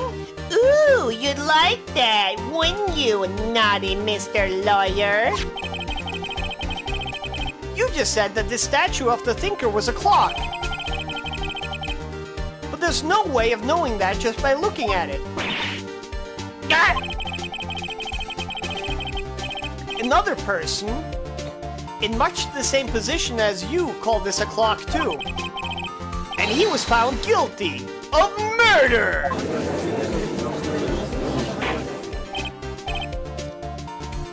Order! Order! Miss May, can you explain how you know this was a clock?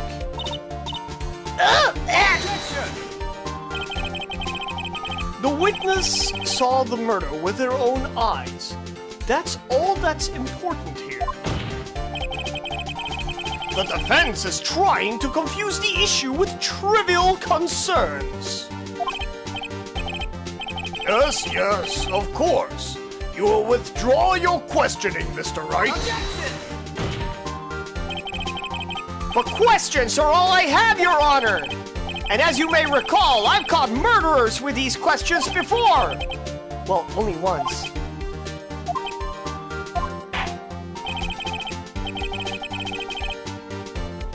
Objection sustained. You may continue to question the witness. Whew, that was close. If he stopped me there, the trial would be over. Huh? What? So, what happens now? What happens now is you answer my question. How did you know it was a clock? What? That's... because... I heard it?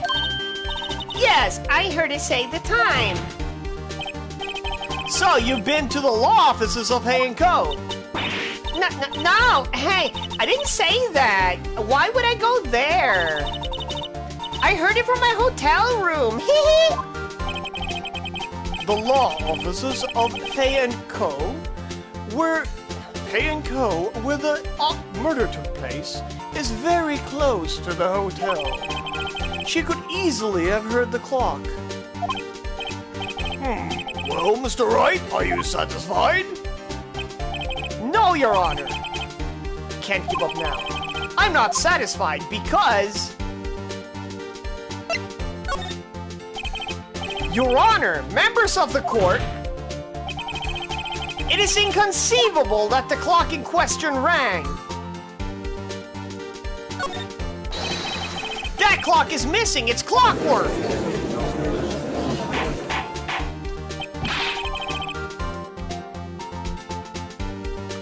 How could you possibly?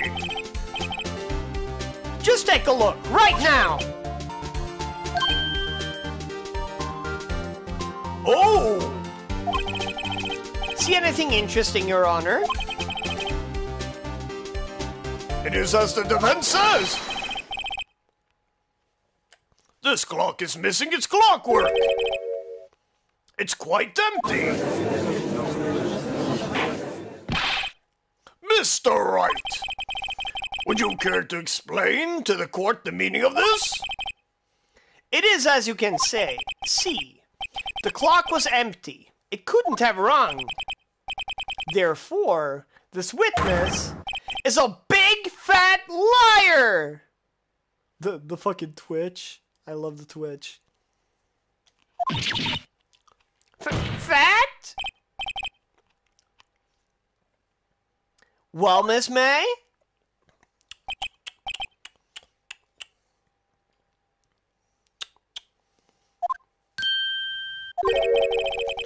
Quite a show you've put on for us, Mr. Wright. He knew the clock was empty. Somehow, he knew. I'm afraid you've forgotten one thing, however. Indeed, the clock is empty. As you say, it can't ring. However, we must ask, when was the clockwork removed? It was after the witness heard the clock. If it was after the witness heard the clock, then there is no contradiction.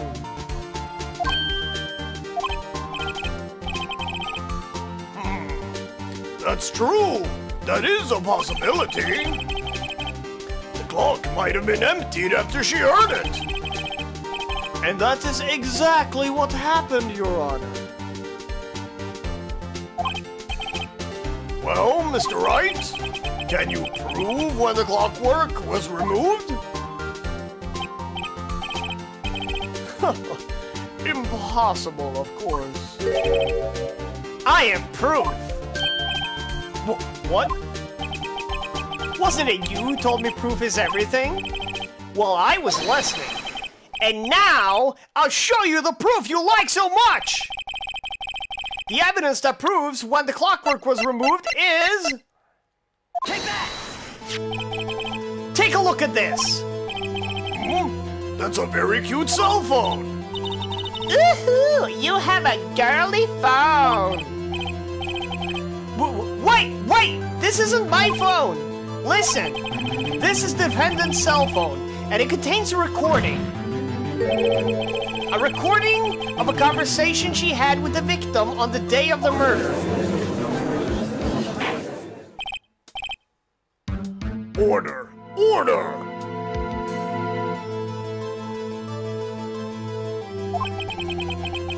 The defendant's cell phone? The defendant's cell phone? This wasn't brought to my attention? Perhaps Detective Gumshoe overlooked it?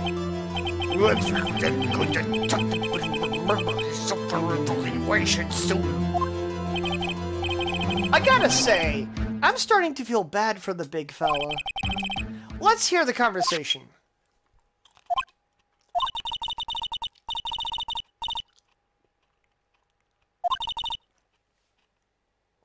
We've already gone through this. Twice.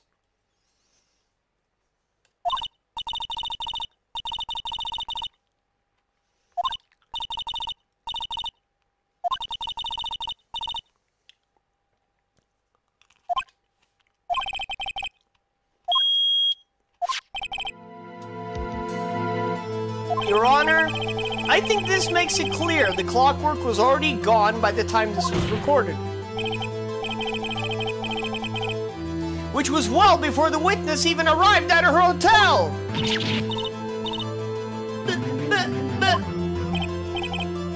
Well, Miss May? Would you care to explain this to the court? Just how did you know that weapon was a clock?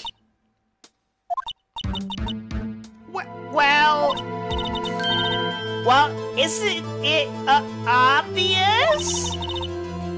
I saw the clock before. What store was that again?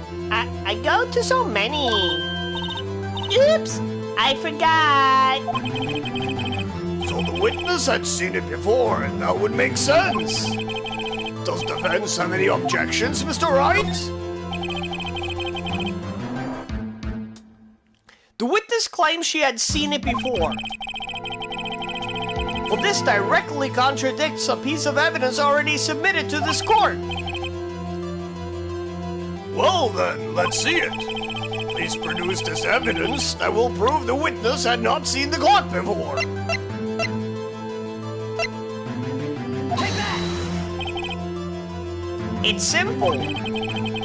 This clock was never in any store ever. What?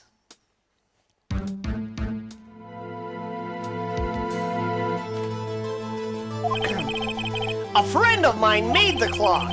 Only two exist in the world, and the one that isn't here is in police custody. Impossible! Everything's sold in stores! Miss May, I think it's high time you went shopping for a better excuse. Oh, excuses not in sale today?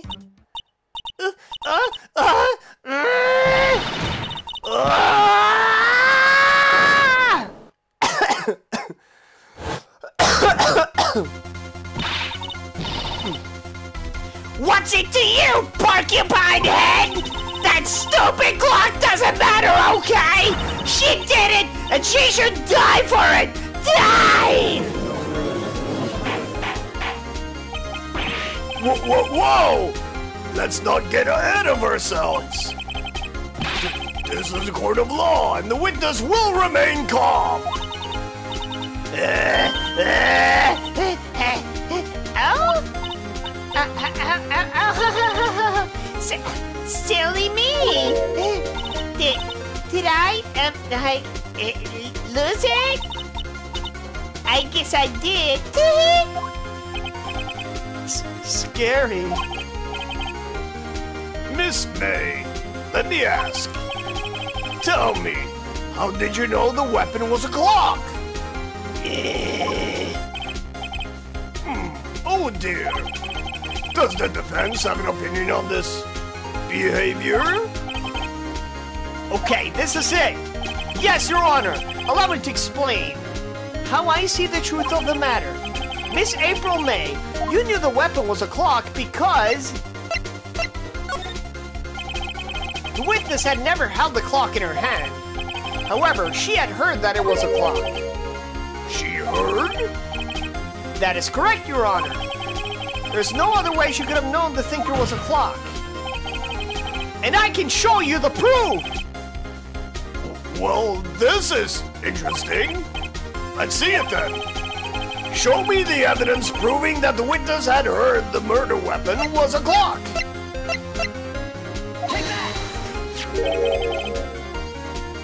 Have a look at this!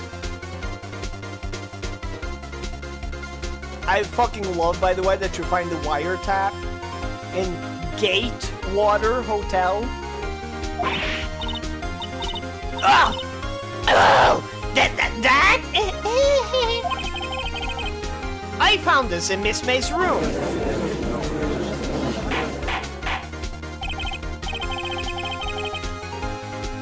Mr. Wright, please explain to the court what this is. Miss April May, you were tapping the victim, Miss Maya's phone, were you not?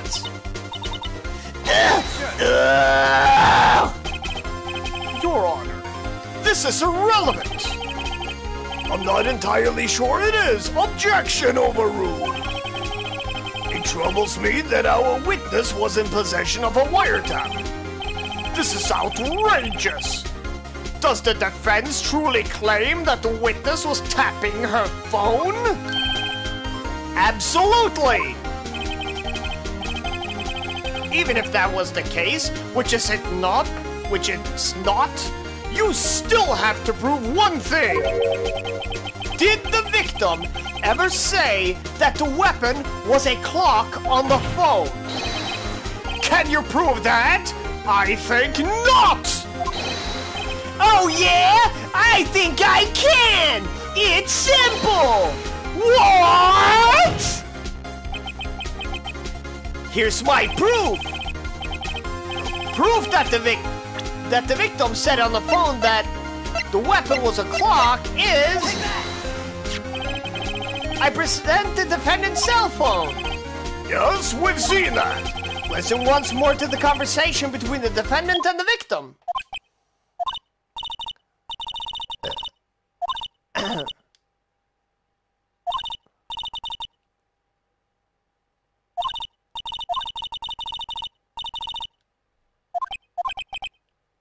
Miss April May, you used a wiretap to listen to this conversation. That's how you knew the thinker was a clock. Am I wrong? What up, woman? What up? You love this game? I do too. I'm very much in love with this franchise, and I've been looking for an excuse to stream it. Objection! People check out One Up Woman's channel. She's great. She's funny. and she loves herself them games. She got a nice well, you can tell by her name too. She got a nice Nintendo gimmick going on too. Your Honor, this is ridiculous. Your Honor, look at the witness's face. Does she seem amused to you? The defense demands an answer.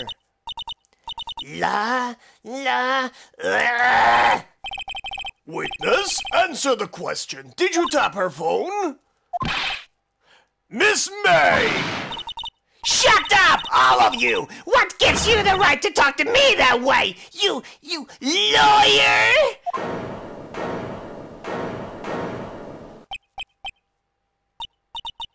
It's not fair. All of you ganging up on me like that. Oh, so I'm the bad girl. Is that it? Is that it?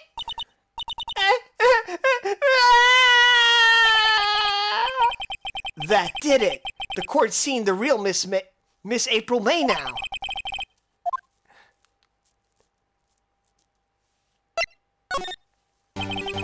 Why did you tap her phone? Answer the question. Do I have to? Isn't this a murder trial? Isn't tippity-tapping irrelevant?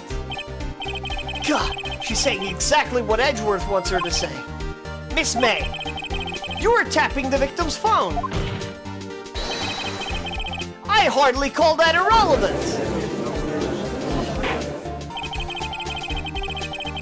While this court does not condone the defense's tone of voice, he has a point. Well, Miss May, do you have an explanation for the court? Can you prove you had nothing to do with this murder, even though you tapped her phone? Ha! I'd like to see her pull that off. Mr. Lawyer, I saw that evil grin.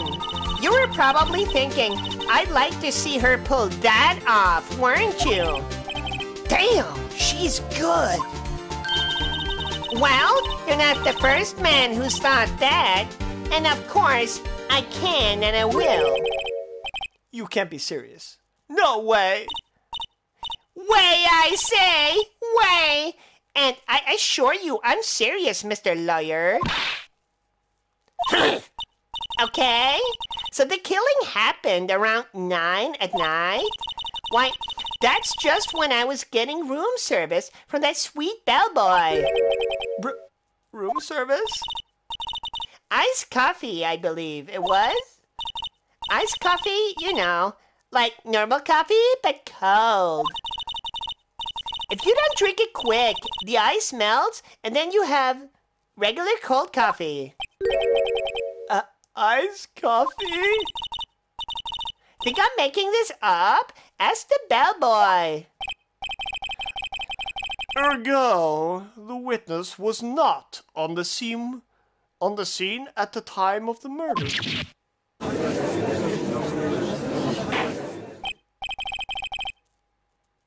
So where does that leave us? It is my greatest pleasure to inform you that the witness appears to have been tapping the victim's telephone. However, that is a separate crime with no bearing on the current case whatsoever. Her testimony stands. She saw the defendant, Maya Fey, commit murder. No! They're going to just let her walk away? There's no way I can win this unless I tie Miss May to the murder somehow. Well, does the defense have anything to say? Well, come on, think of something.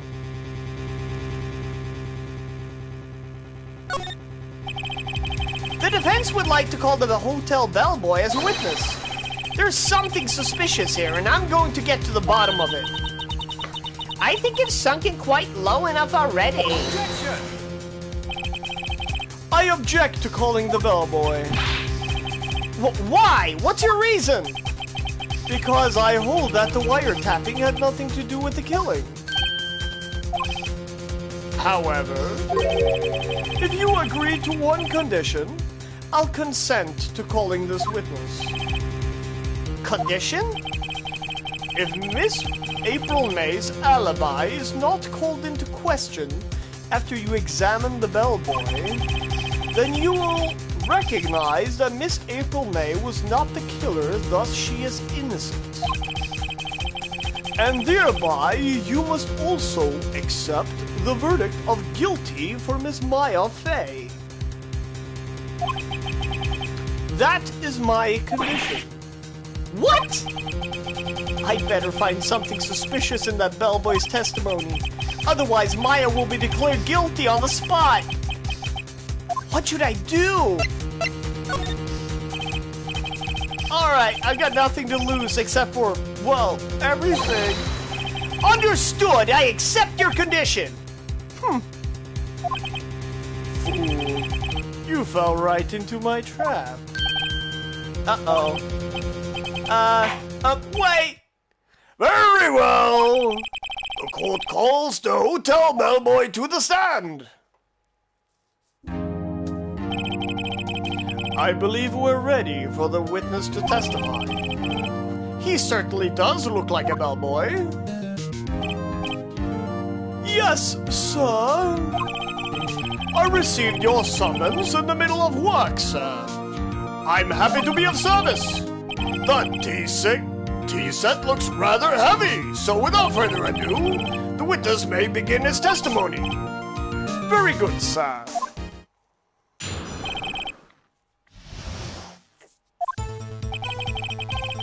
Fucking love this banger!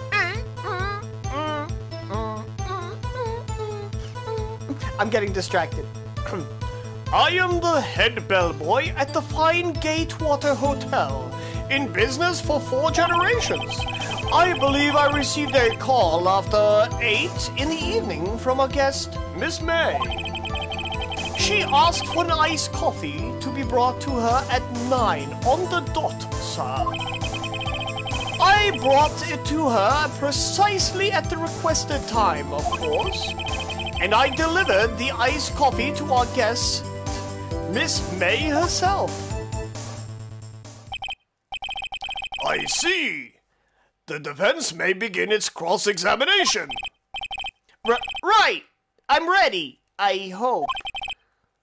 This is it. If I can't prove Miss May was involved with the murder now, Maya will be finished.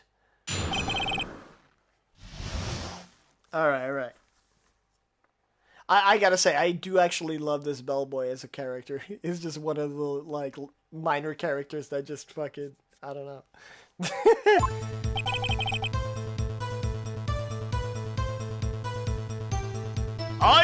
Yeah, I already read it. I don't really know. What exactly is it you do at the hotel? Why, anything required of me, sir.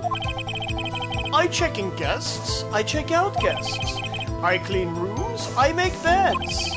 I even deliver room service, sir. I checked Miss May in personally. Are you always so prim?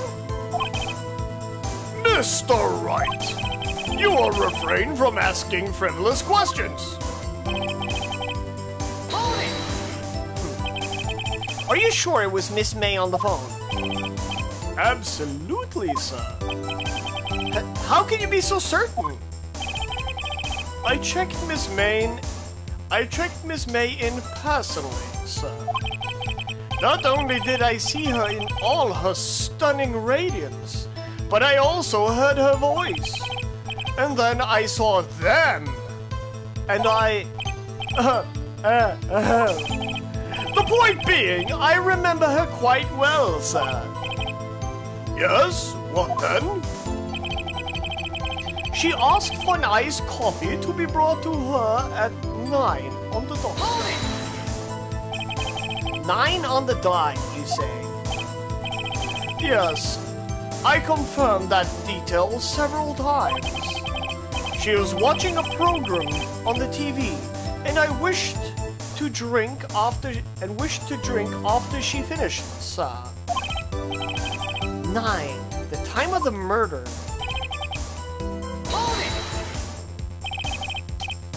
Precisely 9 then. Precisely, exactly, and most definitely, sir. 9 p.m. How can you be so sure? Miss May was quite insistent that it be brought then. Oh, bellboy, tee-hee, I'd like iced coffee at exactly 9. Something like that, sir. Therefore, I knocked on her door at the crack of 9, sir. Why would she be so particular about the time? And I delivered the iced coffee to our guest, Miss May herself. You sure it was Miss April May herself? Absolutely, sir. Absolutely? Yes, sir. As in, so very absolutely, sir. It's an endearing mannerism of mine. How come you're so very certain? Well, when I brought the room service, sir, the guest, sir, favored me with, an embrasseur, sir.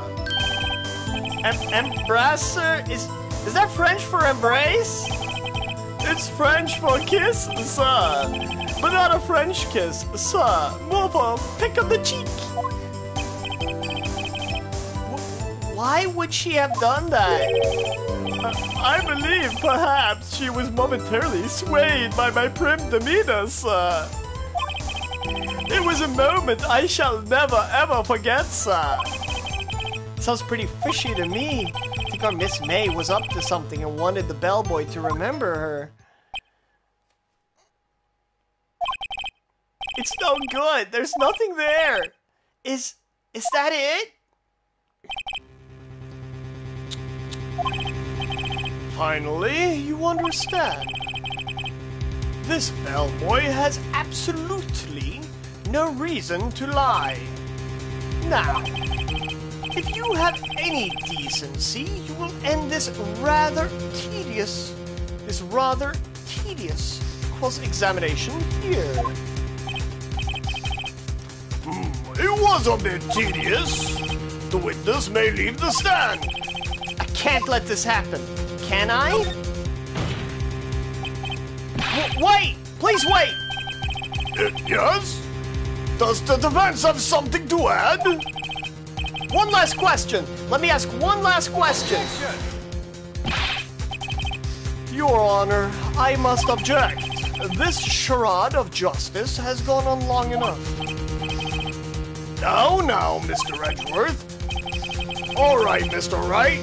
I'll give you one more question, that's all. Okay. This is really it now. This is my last chance. What do I ask him about? Tell me about the check-in. Tell me about when you checked in Miss May. Oh, all right. Very well, sir. My first thought was that she was a beautiful, beautiful person. She's just my type of girl. So it was a disappointment, really. I see. Excuse me? What exactly was a disappointment? Well, I am not without charm, sir, but even I'd have little chance with her lover there. What did he say? What did you say? Rather, quite. Bellboy, tell us the truth now. Did Miss May check in with another person? Objection! I object! That was objectionable! Objection overruled. The witness will answer the question. Yes, I see. Why did you not mention this in your testimony? Well, sir, you didn't ask. Nice try. That's the sort of thing you're normally supposed to mention. Yes, quite, indeed. It was the, good barista there, Mr. Edgeworth, who... He asked me not to mention it if I wasn't specifically asked, sir. You fool! I've done it! I've won! Miss April May checked into a twin room with a man, correct? Yes, sir. Then, when you brought them room service, you didn't see the man in the room? That's right, sir. Your Honor, we have just learned of another person involved who may have been the murderer. In light of this new fact, I hold that it's impossible to judge the defendant. Wouldn't you agree, Mr. Edgeworth? And who, Mr. Wright, is this other person? Simple.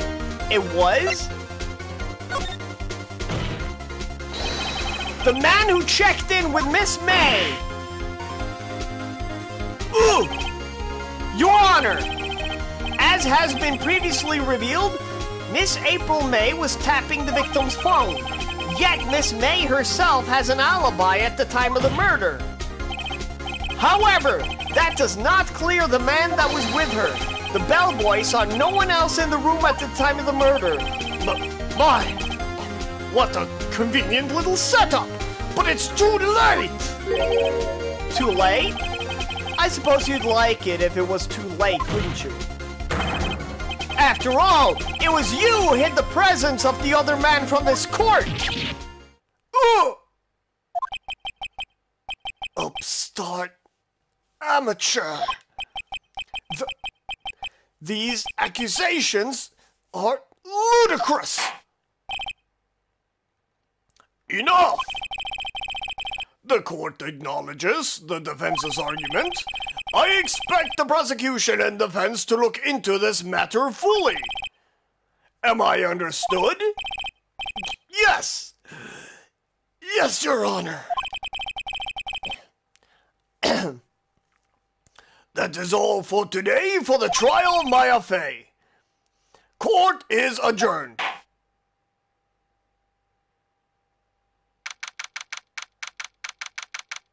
September 7th, 224 District Court, Defendant Lobby number 1. Mr. Wright! You're amazing in there! Really? I think I might be your newest fan. Oh, I was just doing my job, you know. Then again, the other attorney was pretty cool too. Huh? That face of him, with his eyes wide and trembling lips, it sends shivers down up my spine. If you say so. So what happens with me?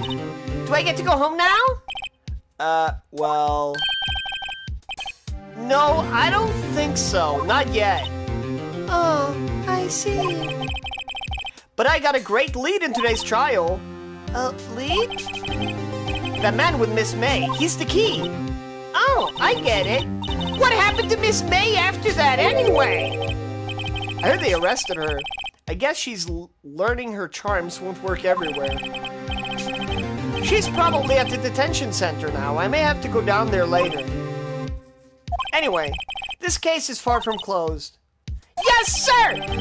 I'm going to find out more about this man.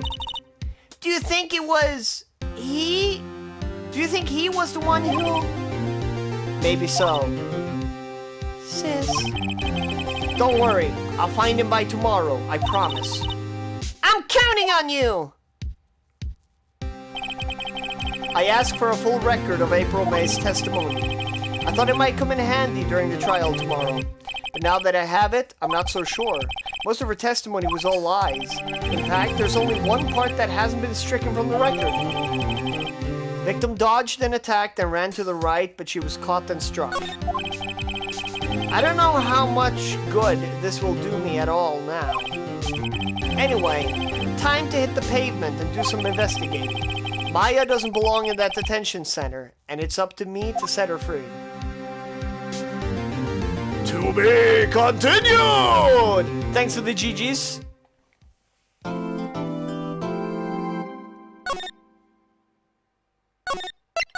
I'm not entirely sure when my next stream is going to be of this game, but it's probably going to be during this week, possibly. If not, it's going to be last week. No, next week. Last week. What the fuck? Probably going to be later this week or next week. Regardless, I'll be able to have more than one stream per week, depending on how this week goes. But anyway. And, I think it's time for me to call it, I believe. This is a good place to stop. And, I want to thank everybody for dropping by. Demasta, Predator Gaming HD, One Up Woman. Thanks. Malai Gaming 4K. Phil Twerpin. My boy Phil Turpin. And Matthew, I want to thank you for dropping by too. And also want to thank Deathcount for dropping by. All these people are dope. And most of them do have content they make. And make sure to check them out. I've shouted out each of them as they drop by. And yeah. I hope all of you are having a sexy ass day, night, or evening, depending on your region. This is Majin, signing out. Peace the fuck out. Biatch.